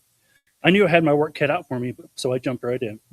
I don't like to talk about myself, and I usually quiet outside the band room. I make a point to stay focused on my job and not let outside noise creep into into my classroom. I have great kids, and when they come to class, they get ready for the day's rehearsal. That was definitely not the case when I first arrived. I really hate talking about myself and trying to stay humble. It's my job as an educator to provide my students with proper examples on how to act and how to behave. I'm from a small town just like this one, and I was very lucky to have an inspiring and caring band director always setting an example for me. To say that I am lucky is quite an understatement. My father always said that the quietest person in the room is usually the smartest one, and I asked him why. He said, that person is usually listening, learning, and remembering. This is some advice I took, and that it had served me very well from the past. Things that are going on here and the general atmosphere has been one of gloom and doom. We all feel that this will probably end up getting blamed on the teachers in the end. It's not true. From January 2004 through summer of 2005, things were going as smoothly as they could, with all the high school administration drama going on and trying to keep a principal. Just a side note that all the scheduling issues made me lose almost 15 kids from the band program. The entire 8th grade band was eliminated.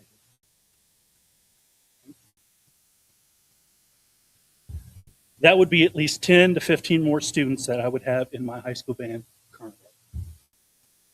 Okay. The one thing that was constant during that time was Miss Kendra Hovis. I will not speak for other members of the faculty, but I feel without Kendra, the place would have imploded. Most people in the community hear all kinds of things and nurture an opinion based on rumors, student hearsay, and many other unreliable sources. For 3, maybe 4 semesters, Ms. Hovis was a superintendent and high school principal pretty much at the same time. In conversations with her, she said that she never wanted to be superintendent, but accepted based on the confidence and support from the board and the community.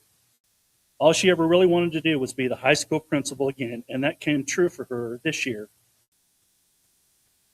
The beginning of the year was dubious from the start based on things we had discussed and fixed on behalf of the kids. I don't even remember all the details, but we spent most of the day on our first day talking about lunch schedule for the kids. If you were to ask me what was going on by 1 o'clock, I wouldn't have been able to tell you. I had zoned out at that point. I was just ready to go back to my class and prepare for the school year. I recall the whole thing made no sense, and the students would have hated it. The whole thing seemed like some bad John Hughes script, something from Rock and Roll High School. It was just, don't we have enough problems in public education that we can focus on different things? On the first meeting of the day was in the cafeteria, and that's when we all knew things were different, and not in a good way. I've been a teacher for 25 years, and I have never experienced anything like this. The whole time you felt like you were being yelled at, even though the person who was talking was just speaking. The closest thing I can relate to is all of us sitting on a big rug being talked to and telling us the year is going to be great and you guys are doing such a good job, and if you're good, you'll get a pizza party at the end of the year. Right? And this is where the term Jug Rocks family was used many times. The term Jug, what does that even mean now? I think it's just being said to check a box. Okay. Morning, Jug Rock family. All right. At this point, it seems like something you just say to check the box. Needless to say, the vibe was not good. Everyone was looking at each other and wondering what was going on. I cannot speak for everybody, but I know the attitude of the people around me. My year started out great, with my numbers increased by almost 30% for the year and a half that I had been here. Plans were in place for a busy year with lots of fun and educational things, fun. So one thing I had planned was in the summer of 2025, I wanted to take my drum corps kids my kids to a drum corps show in Evansville. I submitted that in May. It got tabled in June, and I came back in July to have it revisited. Nothing. You said, oh, we forgot. And you said you would talk about it.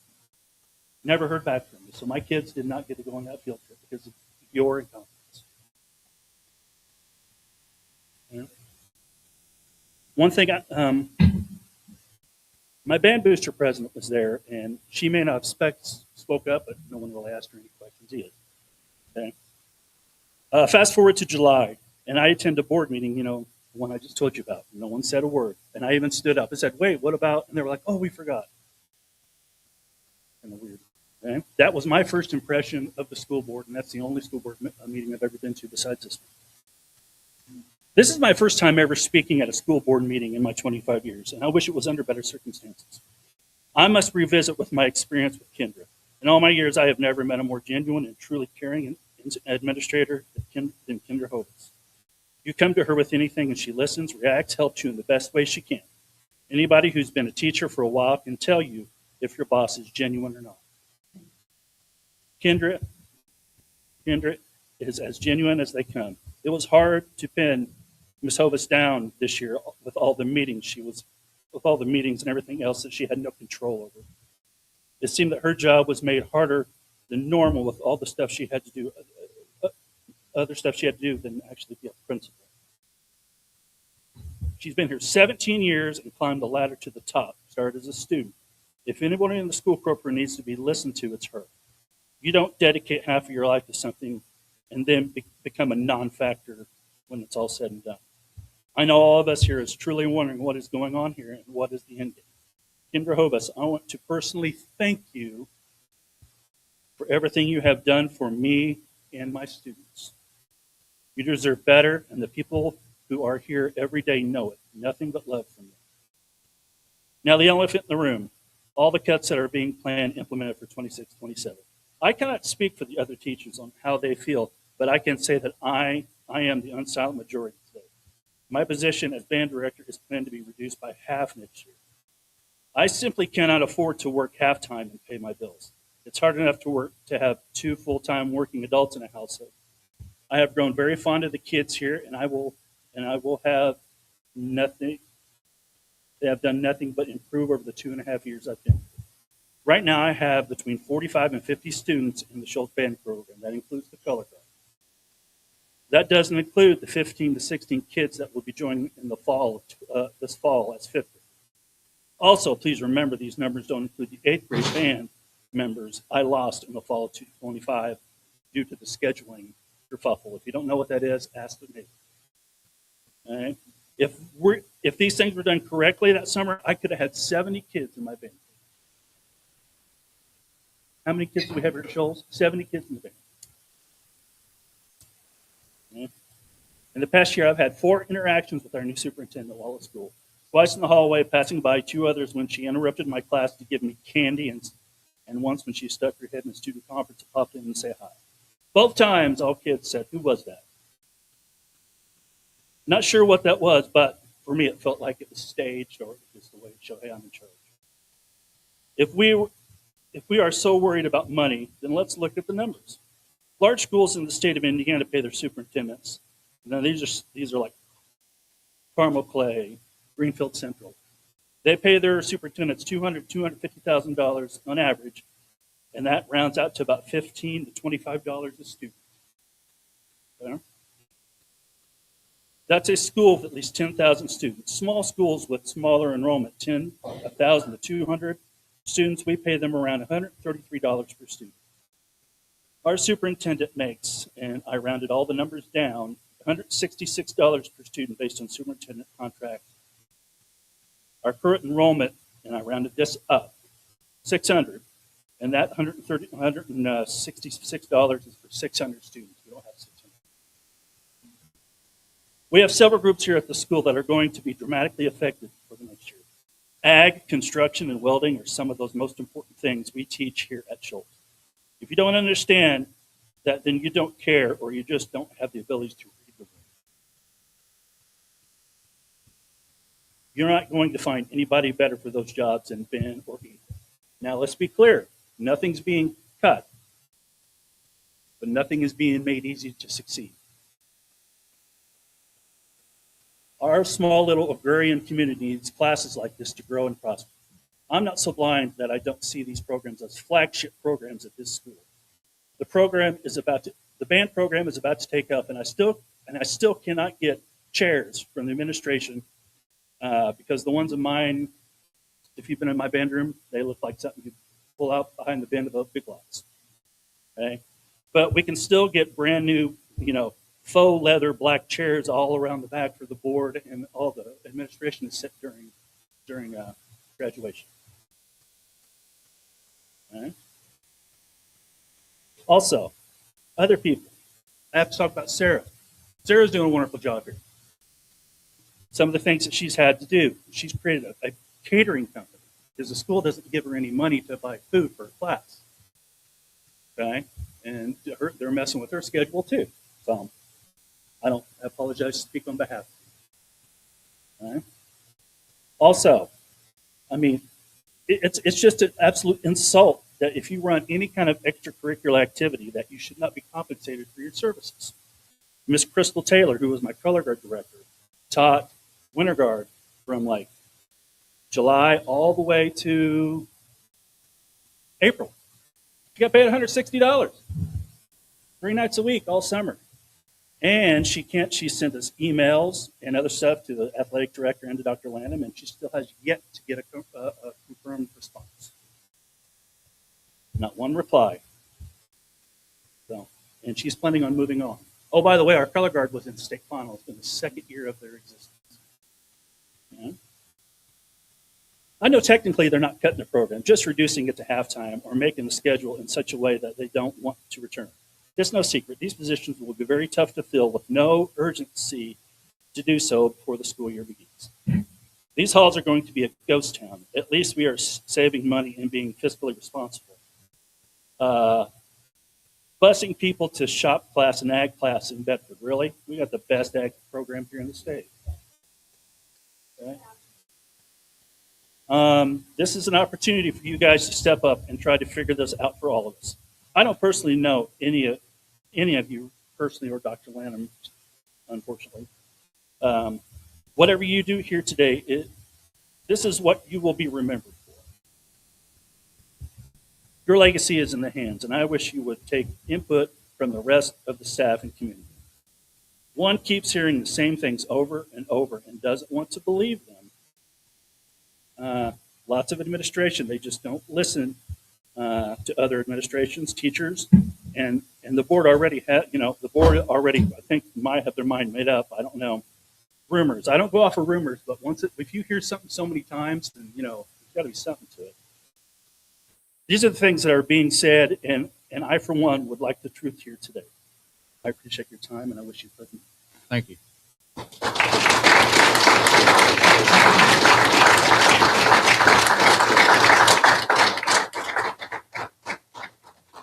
Bruce Hawkins.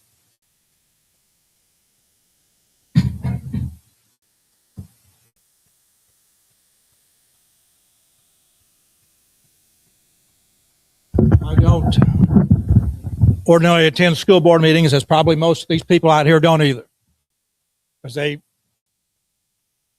pretty much trust those folks that step forward, that wanted to sit in these seats and do what's best for the students and the community.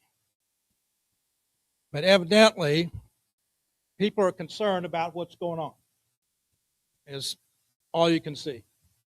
I think the important things have been said by those folks closest to the situation here. They know it much better than me or most of us. We've heard bits and pieces, and that's why so many people are out here.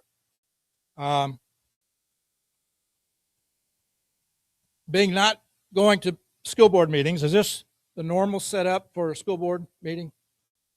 Usually in the library. Yeah. With you not having to face the people that are here to speak to you? No, the chairs are out in front of us. Well, that's kind of what I would expect it to be. That's why I was kind of surprised when I saw this, that you don't have to face the folks here tonight for some reason. I don't know. And I can see the screen set up. That could be, but anyway, people are evidently curious or upset about what's going on.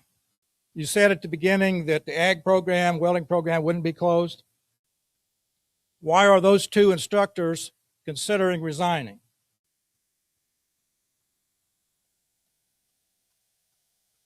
No idea at all. I have no Something idea. must have changed. Something's going wrong for them want to resign. I have no idea. No idea at all. Nothing's being cut. As a matter of fact, we're gonna expand the CTE programs. And those two instructors have done so much. Ben started in 8 years ago, I believe it was.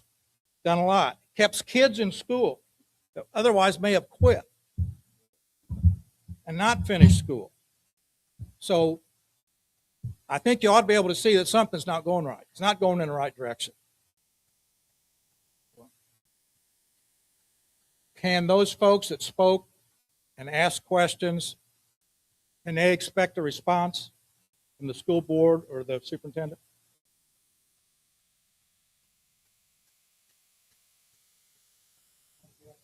Probably just like the response we get right here.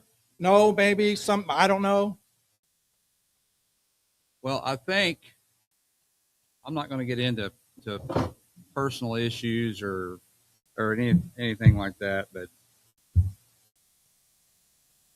because I'm just not going to talk about that. But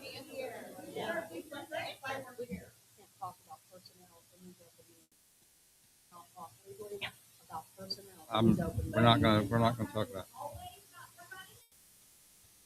I'm answering this question.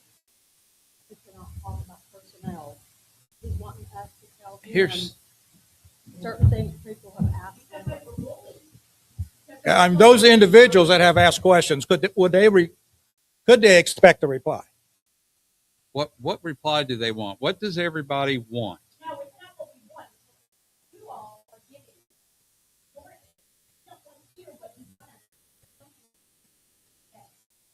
What's the question? They asked several questions. The question is, the big overall question, why are so many people here tonight? I believe they feel something's not going right. So the teachers that you say they're going to leave, we haven't received any notification from anything from anybody as to why.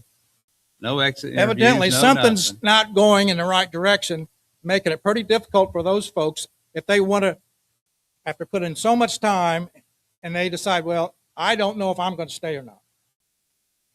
And I don't know what the reason is, to be honest with you, Bruce. I don't know what that reason is. Pardon me? I don't know what that. Nobody can give me an answer. Give me an answer. I think that's what a lot of people are looking for, an answer. That's what I'm wanting. I'm wanting an answer. Everybody's telling me all this stuff is wrong, And you don't teachers see are it. leaving. You don't see that happening. The principal just resigned for some reason. No, not actually. And I've heard others have. We've heard considering leaving. There are young people that have left, went to college, came back here to this school to teach, to make it a better place, because they want to live here with their families. It looks like somehow or other it's making it pretty tough for those people to stay here.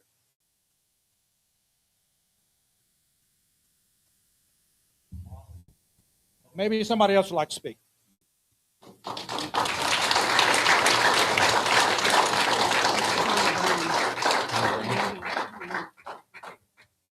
I can't read the next name very well. Tanya Brown, maybe? Huh? But it was you, though? Okay. Jeff G, maybe? Did you sign?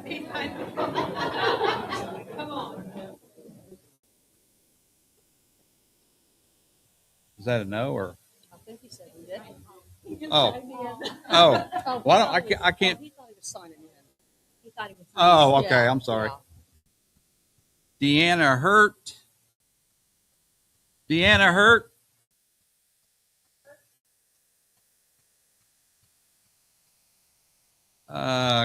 Courtney Moffitt. Hope I got it right.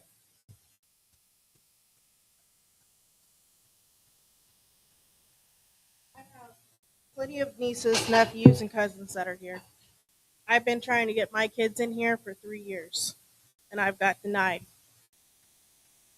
every time. And I had 4 kids sign up last year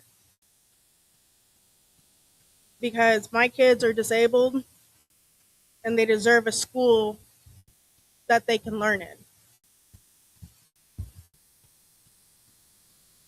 But as far as I'm concerned, as of right now, the special education is going down in the school. Where's the extra help for the teachers that need it? The special education teachers, where's the extra help for them? My mother has worked here for years with special education. And she's not getting the help that she needs either. Where's the extra help? Why aren't we looking at them? Yes, the other students matter too, but special education is really needed. And we're not getting it from the other schools, which is why a lot of kids come here. But now we're not going to get it here either. I think we will get it here. I don't think any of that's going away. They can't be in a normal classroom,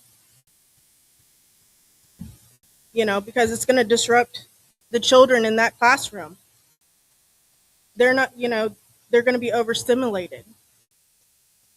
They're going to act out. Teachers aren't going to be able to teach. You know, I mean, we're going to need. I'm not a special education teacher. I don't claim to be. But the services are not going away. But they need help too. They need more teachers to help them. Well, I think that we're looking into seeing what's needed. And I think that's an ongoing thing, what's needed all the time. But at the same time, Exactly. and I think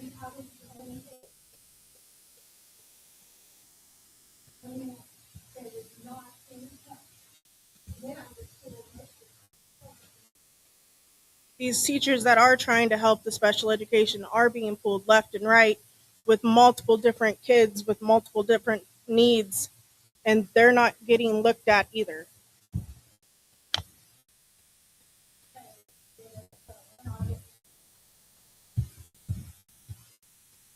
okay. Thank you.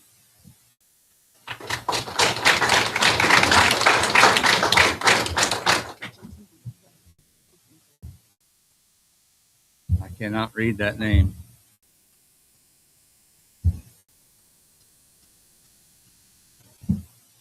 Last name is Jones. You signed up right after Courtney? I don't know. I can't.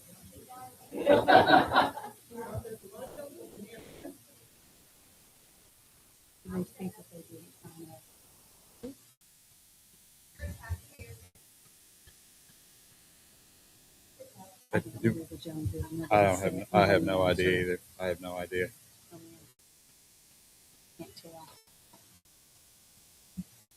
I can't tell. Call for me. State your name, please. Okay, my name is Janelle Hoffman, and I sat right there on that board for 8 years. I started, I haven't been on for 2 years. So, but when I started, when I ran for school board, this school and this community was at the place where you would ask these kids where they were from, and they would put their head down and they'd say, Shoals. You saw no kids wearing Jug Rocks apparel anywhere. But in the time that we were on the board, that changed. I have so many Jug Rocks t-shirts, I can't get them in a drawer. And I think our kids do too. And I am proud to be a Jug Rock. I've lived here all my life. My kids went to this school. I have 9 grandkids in this school. They don't go anywhere else. And it makes me deeply saddened that there's so many people here. There's got to be a reason for this. There's got to be a reason for this. When we started, we wanted to bring the vocational kids to Shoals. There was hardly anybody going to Bedford. And we saw a need for the vocational to be here at Shoals. So that's what we did. And it has flourished. We got kids wanting to come here. We did. You saw the numbers. They got over 600 kids at this school. Exactly. They want to be at Shoals. And that is why. That is the future. The future is not always college. It just doesn't work for some people, but we give them that option. We've got to keep these classes. And I understand the presentation. I understand that. I know the budget needs cut. I get it. But we've got to cut it somewhere else. You know, how many social workers do we have? I mean, how many do we need per child? Maybe we need to cut a social worker. Need Maybe one social worker for 250 kids. I think we've got like 4. You know, we've got a curriculum director. Do we need that? We need a band. We need a drama club. We need these. Our kids, I was in band. That was my favorite thing. That was my husband's favorite thing. I love band. You know, and it's just hard to see the band where it is now. It just kind of makes me sick to my stomach. You know, I see Brad Albright here. He was the drummer. I mean, he was the drummer. And Brian Harmon, my son Matt, my grandson Colin, they were the drummers. And now we got a good drummer, but yes, I know that's, yeah. But anyway, okay, that's just some of the things I wrote down. 3 principles. You know, we got one leaving. Are we gonna go back to the days of 2 principals? That was bad, bad, bad. The middle school needs their own identity. She's doing great in the middle school. Audrey is doing great in the elementary. You cannot replace these people. They're homegrown. They came from here. They know our kids. They know our grandkids. They know what they go home to at night. You cannot replace these teachers. These teachers that have been here for years and years and years, that are sad, that want to leave this school. We cannot lose them.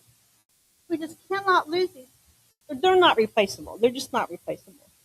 That was something that was important to us when we got on the board. We've got to hire our kids first. We got to let them come home. We just want them to come home. There's so many kids like Sarah. You know, you're doing a great job. You're teaching these kids things that I tried to teach my kids, but they didn't pay attention. But anyway, that's about all I got to say. I think the biggest thing is micromanagement. We always believe in the chain of command. Let Audrey be the principal. Let her be her principal.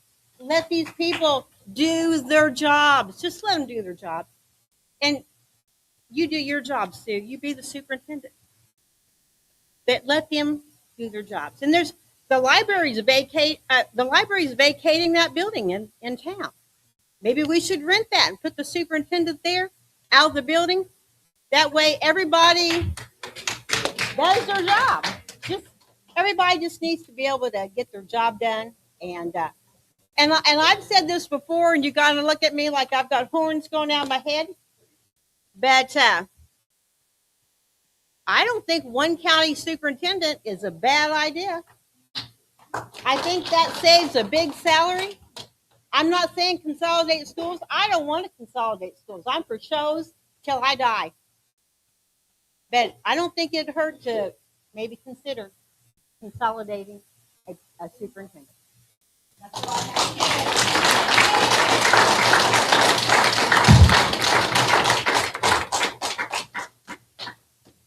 Lisa Green. She's on a separate sheet. Coming from Bruce's talk and question to Drexel, I think you were the only one that spoke, but he said, did you have any idea or why Ben and Ethan might be leaving? Did they ever meet with you and express any concerns prior to this? I haven't talked to Ethan, no. Okay, but you have talked to Ben. We had a teacher meeting at one point in time, which I'm not going to elaborate on. Yeah, that's not the issue. Did he ever express concerns or anything that might worry you about maybe they would be leaving or the direction of the programs? Remember, we prayed before we started this, so. I can't believe you went there. I don't know that he expressed so much concerns about leaving.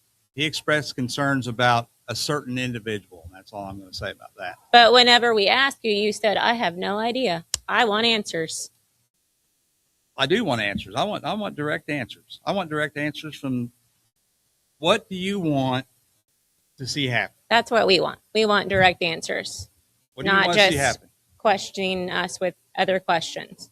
This is what we hired you for. What's the end game? I don't know. You tell me. Let them run their programs like they've done for 8 years.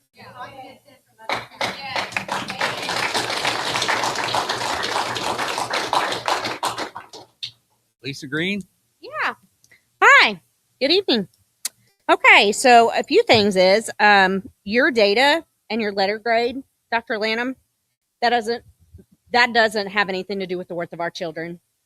And from what I'm seeing from all of you, y'all don't give a crap about our kids. Because if you did, You wouldn't be getting rid of our teachers that have built programs from the ground up. You wouldn't be getting rid of our childhood education program when you have a perfectly licensed teacher to teach it. You wouldn't be cutting our band program to half days. Why? Do you know that music actually lets kids use the other part of their brain? They're highly intelligent. I know that because I had at least 2 kids in band, and I had another one that wanted to start band. My oldest daughter is a self-taught pianist, and she learned how to play the trumpet when Joel was here, Joel Whitecamp. And she continued, and she found even more love for that program because of Mr. Carr. So you cutting him is, in my opinion, ridiculous. You cutting the ag program back, you telling them, Dr. Lanham, that if they didn't offer dual credit in their programs, you would find someone who would. That to me is bullying. Is that how you teach or talk to your staff members all the time? Behind closed doors? Huh? I didn't hear it either.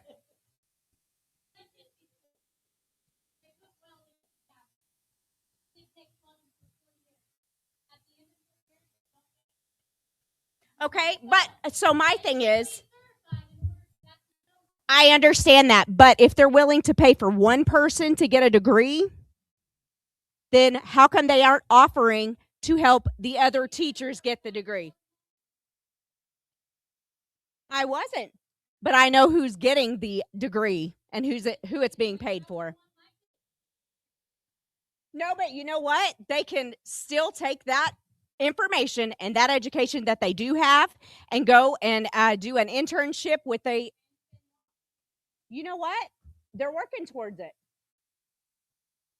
But also, let's see.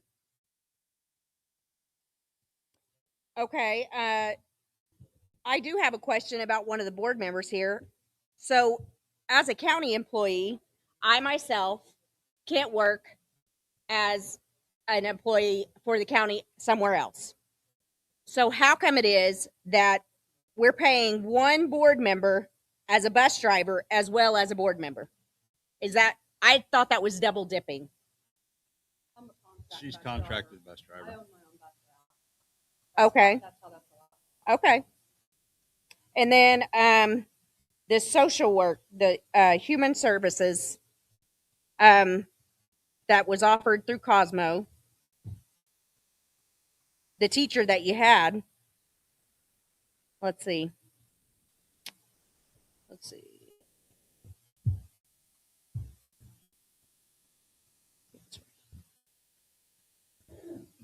That you're offering through Cosmos. Yes, so why it's available. Let's see. You have 2 other social workers that are available during the 1 hour that she's teaching, that Kelly's teaching. So why aren't they using those other social workers?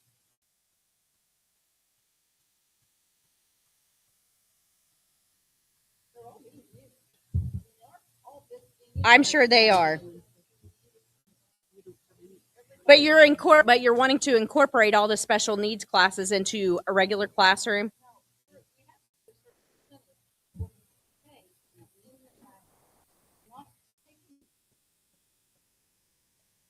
Okay.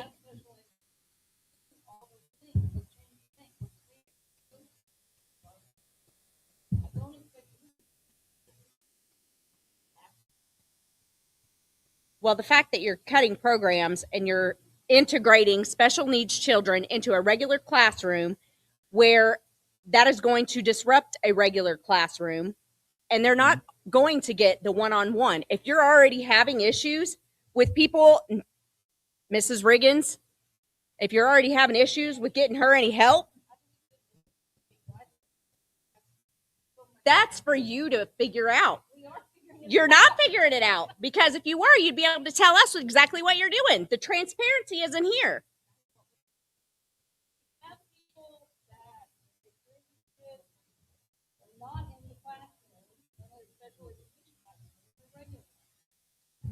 Also, at the end of June 30th, 2025, the end of cash and investment balance of Shoals was $6.4 million.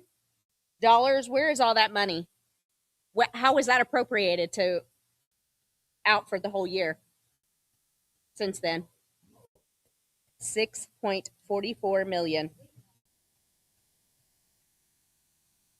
I don't even know what you're looking at there. I'm not sure where you're getting that. Well, let's see. It wasn't even that much. Brian could answer that, but that's probably basic grant dollars, and it's used to pay Teachers. things that they talked about, teacher salary, curriculum instruction materials. Do you have an actual layout of that so you can be transparent with everybody here in the community for that? Yeah, we have. That definitely needs to be transparent for everybody to see. Okay. That's all I have for now. Okay, moving on with the rest of the business, the board meeting. Sure.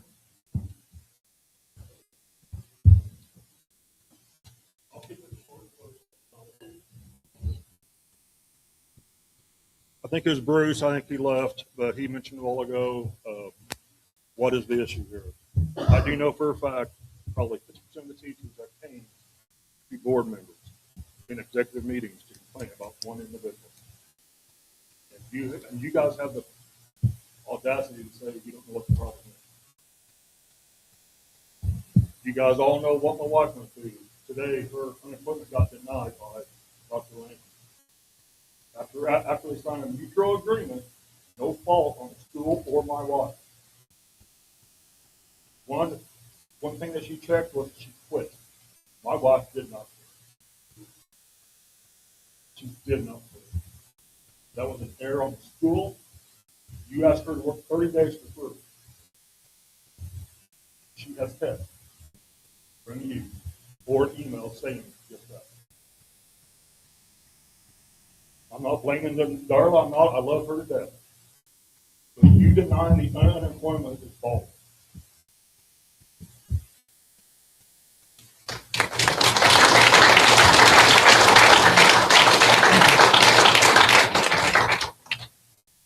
Okay, moving on. New business.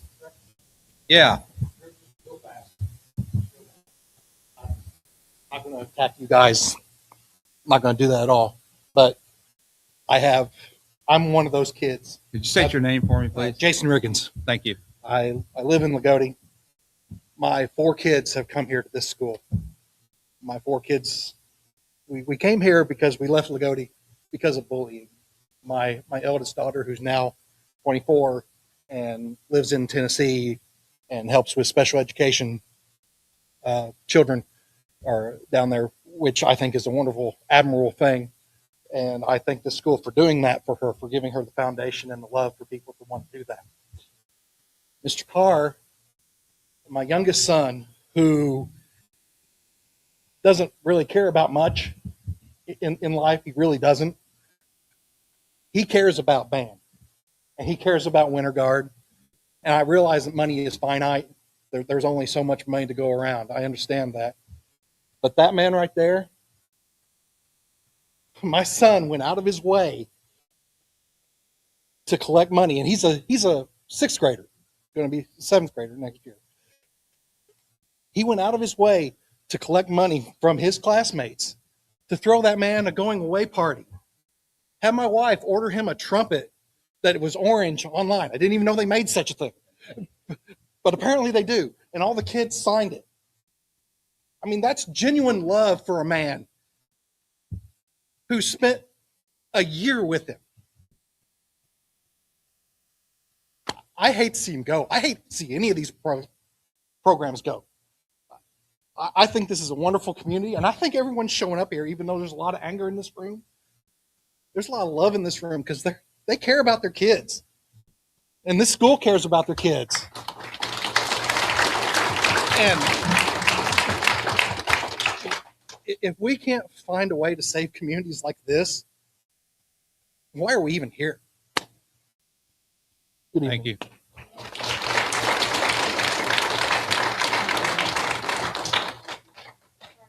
I didn't sign the paper. I don't like to talk in front of people, but I do have a couple genuine questions.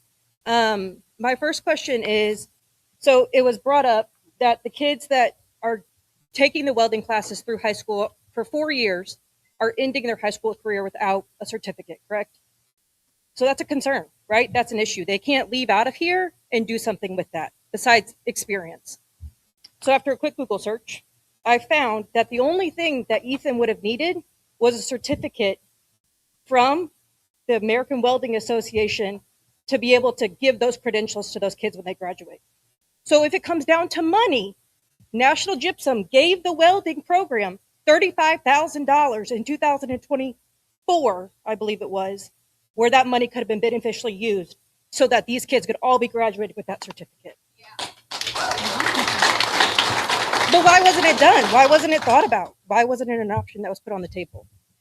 Because now you have kids that are graduating after 4 years and they put all this time into welding, but they have nothing to show for it. That'd be like going to college for a degree for 4 years and not getting your degree and have nothing to show for it. It is our goal to have those credentials like that. But you had the funding to get the credentials is what's frustrating. You,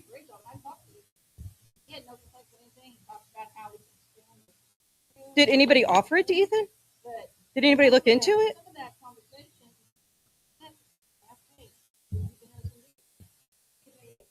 But that's what I'm asking. Was Ethan offered?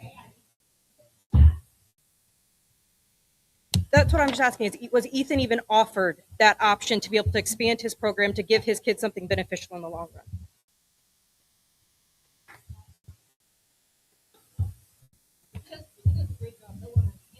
No, I don't. I don't think that's what I was saying. I think what I was. Yeah, I'm just saying that maybe we should think a little bit outside of the box when it comes to these types of situations. And I know over the last 5 years, National Gypsum solely has given this school $90,000, which is a substantial amount of money. So once it comes down to finances, and that's what we want to talk about, then understandable that those are going to specific programs. But then when there's an issue brought up with that specific program and we see that it's not being used beneficially, right? You can see how that can be frustrating. So that's my first question. One question one thing I would like to say is those that data that you looked online to find, that is very recent that we have that new list of credentials of value. I can't speak exactly the date of it, but it's within the past couple of months that we have that list. And to be honest, we've been trying to work through what that looks like. Okay.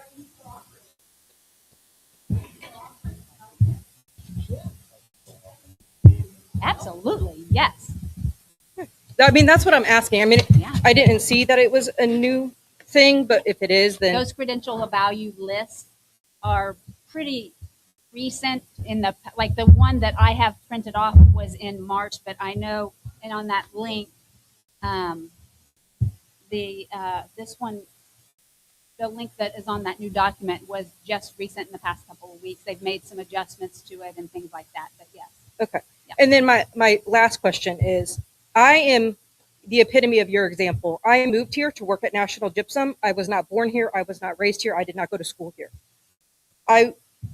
This area appealed to me because I graduated with 800 kids in my graduating high school class, which meant I was nothing but a number. And that's not what I wanted for my children.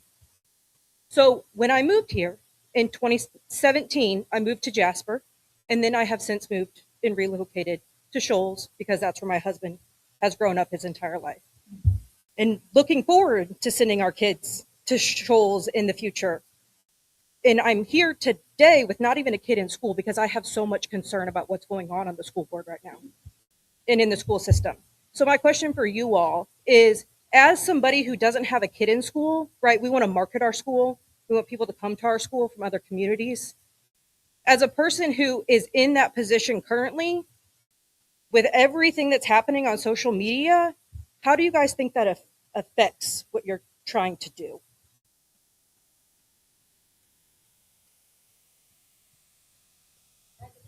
Right. There's zero appeal. I'm here today to figure out if I need to start looking at other schools in the area to send my kid to.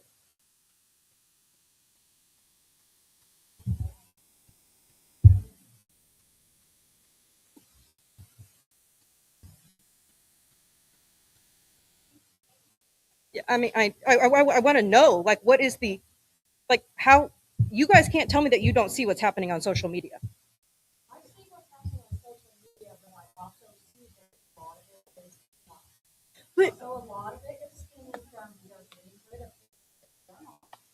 So people are feeding on the fact and it's getting drawn upon. Okay. It is not true. We're getting very well, but it is not true. It's not true. We're getting rid of all this bad things. And that's what's stemming all this bad drama with people telling untrue. Okay. Some of it might be true, little things here and there. I don't know. How do you not know you're on the school board? The stuff you're saying, how would I know what you're saying? I don't think that I'm necessarily talking about the teachers. The teachers, that's their business. I hate to see a lot of these teachers go. Like I said, I didn't grow up here, so I don't have the ties to the community that a lot of people do. My husband is related to a lot of people in this room, but so I do have ties in that fashion. However, I think the concern that I have is that you're trying to appeal to all of these other communities, yet these other communities see exactly what's happening on social media, and Shoals, to be quite frank, looks like a complete hot mess that nobody's going to want to touch with a 10-foot pole. Right, but the school board's not doing anything to nip those rumors in the bud.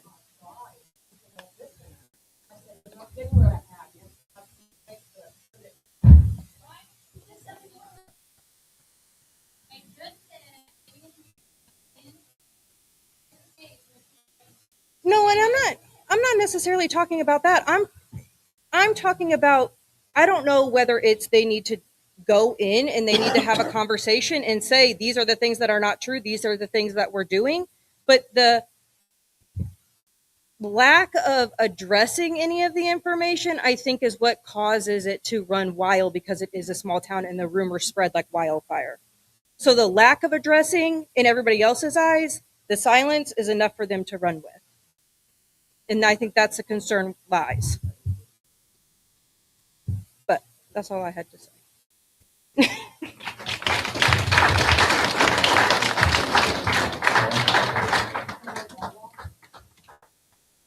Okay. On with the normal business, new business, under personnel. We have approval of early college summit stipends, $100 each to Tina Rue, Callie Kerman, and Aaron Cage. Resignation of Aubrey Baker, effective May 21st, 2026. Resignation of Ashley Montgomery, effective May 22nd, 2026. Resignation of Emily Gist, effective May 8th, 2026. Resignation of Ruby Harder, effective May 22nd, 2026. And Allison Taylor has withdrawn her acceptance of the corporation secretary deputy treasurer position, which was to begin June of 26th. Need a motion to approve those? All motion. Ethan, second. Eva's got the second. All in favor? Aye. Aye. Approval of the following 26-27 school year. Jeff G. as volunteer coach for boys varsity soccer. Clint Hoffman as volunteer assistant middle school soccer youth development coach. Rebecca Rollins as assistant high school volleyball coach and varsity cheer coach. Andy Purdue as varsity girls soccer assistant, middle school girls head soccer coach. Kathy Overton as varsity cross country girls coach, or cross country coach, sorry. Reva Troutman as a volunteer middle school girls soccer assistant. Volunteer.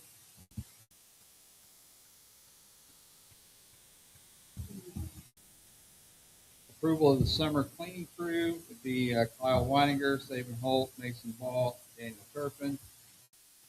Separation employment for teaching assistants for the 26-27 school year. That would be Lillian White, Courtney Taylor, and Hannah Smoot. Approval of the mutual separation of employment with Bill Jones.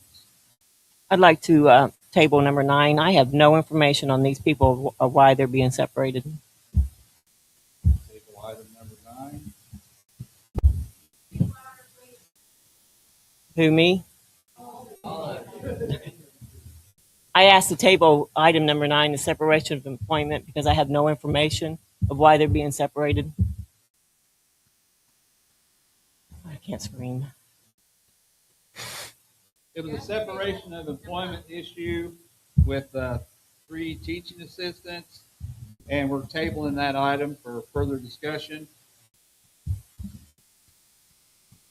Other than 9, which is getting tabled, I need a motion. I'll motion. Ethan, I need a second. I'll second. Annette, all in favor? Aye. Aye. It'll be 4-0 for 3. Eva stepped out. Review stipend request for Kendra Hovis. That's tabled for discussion. Trip request. High school robotics to Lexington, Kentucky, May 28th through the 30th for the first FIRST challenge. Middle school baseball team to Jasper, June 19th to watch the DuBois County Bombers. Motion to approve those trips. I'll motion. Ethan, second. I'll second. Matt, all in favor? Aye. It's going to be a 4-3-0-1 vote. That's the old robotics. Lauren's going to abstain. Facility usage, junior high baseball to use ball fields on April 27th. Gloucester River Fire Department to use the parking lot on May 9th. High school boys basketball to use both gyms for summer shootout on the 22nd and 23rd of June. Motion to approve those facility usage requests. Lorna, second. Eva, all in favor? Aye. Aye.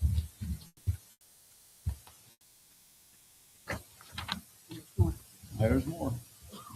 High school boys basketball to use both gyms on July 3rd for the 3-on-3 catfish tournament. Potential 4-H fundraiser with the Wizards on October 30th to 26th, requesting all fees be waived, and more information to come. Senior Beta Club to host an American Red Cross blood drive on November 3rd and the 26th in the practice gym. Permission to allow Julia Harper to park a family health center vehicle in the employee parking lot over the summer. The district will not be responsible for any damage that occurred due to the vehicle being on campus. Catfish Festival Steering Committee to use the school facilities for the Queen contest in the event of rain. Motion to approve those. I'll motion. Ethan, a second. Lorna, all in favor? Aye. Events, high school volleyball to attend a camp in Bloomington June 23rd to 25th. Also to participate in a Bloomington League along with a scrimmage in July to LCA and Orleans. Rocks on the Run summer conditioning throughout the summer, Mondays in June. Catfish Festival 5K run and running camp for grades 3 through 12 in July. There's no commitment to join a team. Motion to approve those events. Eva's got the motion. Second. I'll second. Ethan, all in favor? Aye. Aye. Fundraisers. Jug Rocks Robotics to host a spaghetti dinner or supper on May 16th in the cafeteria. High school volleyball to hold a car wash fundraiser in the month of June. Class of 2029 to hold Merkley's Meat fundraiser September 29th through October 13th.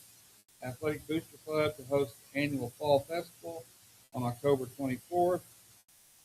And Class of 27 to paint their parking spots July 31st through August 14th, $25 per spot with prior approval of artwork. Motion to approve those fundraisers. I'll motion. Eva's got it. Second. I'll second. Second. Eva, and Annette. All in favor? Aye. Aye. That's going to be a 401 vote with Lorna abstaining. First reading of the 26-27 proposed high school handbook changes, board policy update, wireless device prohibition, policy state mandated, and groundskeeper's job description. Those are all first readings.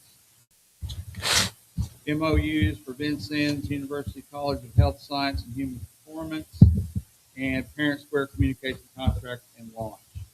Motion to approve those MOUs. I'll motion. Ethan, second. I'll second. Annette? Annette takes a second. All in favor? Aye. Miscellaneous non-certified pay scale beginning rates, elementary and senior high ECA treasurers to obtain a credit card for use of the clubs, only to be used with prior approval. Motion to approve. How would that prior approval be given? Is it like a blanket approval for a certain amount, or is it Usually with goes each buy? Through a purchase order. The purchase order is turned in, and then the person has to sign off on it. Okay. Any motion to approve? Lorna and Eva, all in favor? Aye. Aye. Information only. The state has approved the waiver days, 2-hour delays, previously board approved on the 26-27 school year calendar.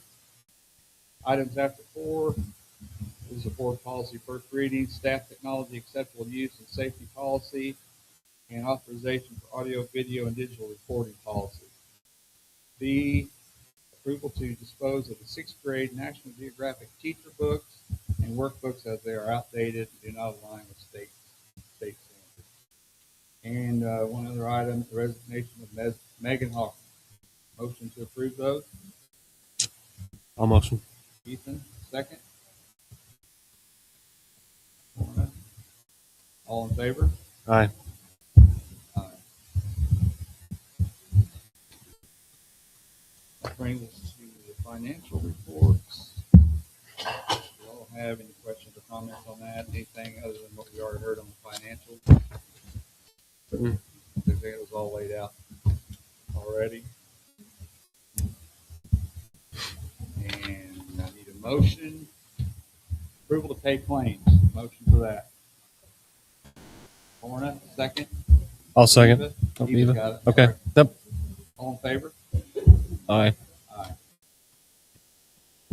Next meeting is tentatively scheduled for June 11th, 2026. Drexel, I have 3 things to read. Okay. I'll try to be loud. I'm not very loud, but dear Shoals teachers and staff, I want to officially say thank you to all of you, but especially Mrs. Boyd, Mrs. Drew, Sarah, Mr. Holt, Reba, Mr. Dolan, and Raisha. During this last school year, I have learned so much from all of you. Now I know how to write a scientific essay. My view on world history was significantly expanded. I learned how to preserve and can my own food. Mr. Holt taught me completely new concepts of math. Several trash cans and buildings were painted, and the lessons on APA formatting and siding will definitely get me through college. My coaches, Kathy, Raisha, and Reva, made my experience really unforgettable. For the first time in my life, I have enjoyed sports and been part of a team that cheers each other on. I also appreciate the work of Mrs. Hovis, Callie Furman, Allison, and Mrs. Cornett, who did all the paperwork to register me, find a free locker, and get me ready for both SAT and AP testing. The most obvious differences between Shoals and my school in Germany is the teacher-student relationship. Here, teachers are friends who care about you and your life outside of school. They want you to succeed. This environment is what makes Shoals so special, not only to me, but also to the community and all the students. I will miss going to school here and wish all of you the best. Also, I hope you know the difference a good teacher has on kids' life. You have all made an impact on me. Thank you, Lena. And thank you for the thoughtful gift. We are grateful for your thoughtfulness and support. The family of Rose Barnfine. And a thank you card Thank you for the picture frame. I found an old picture of all the siblings in younger, more carefree days, David and April Sutton.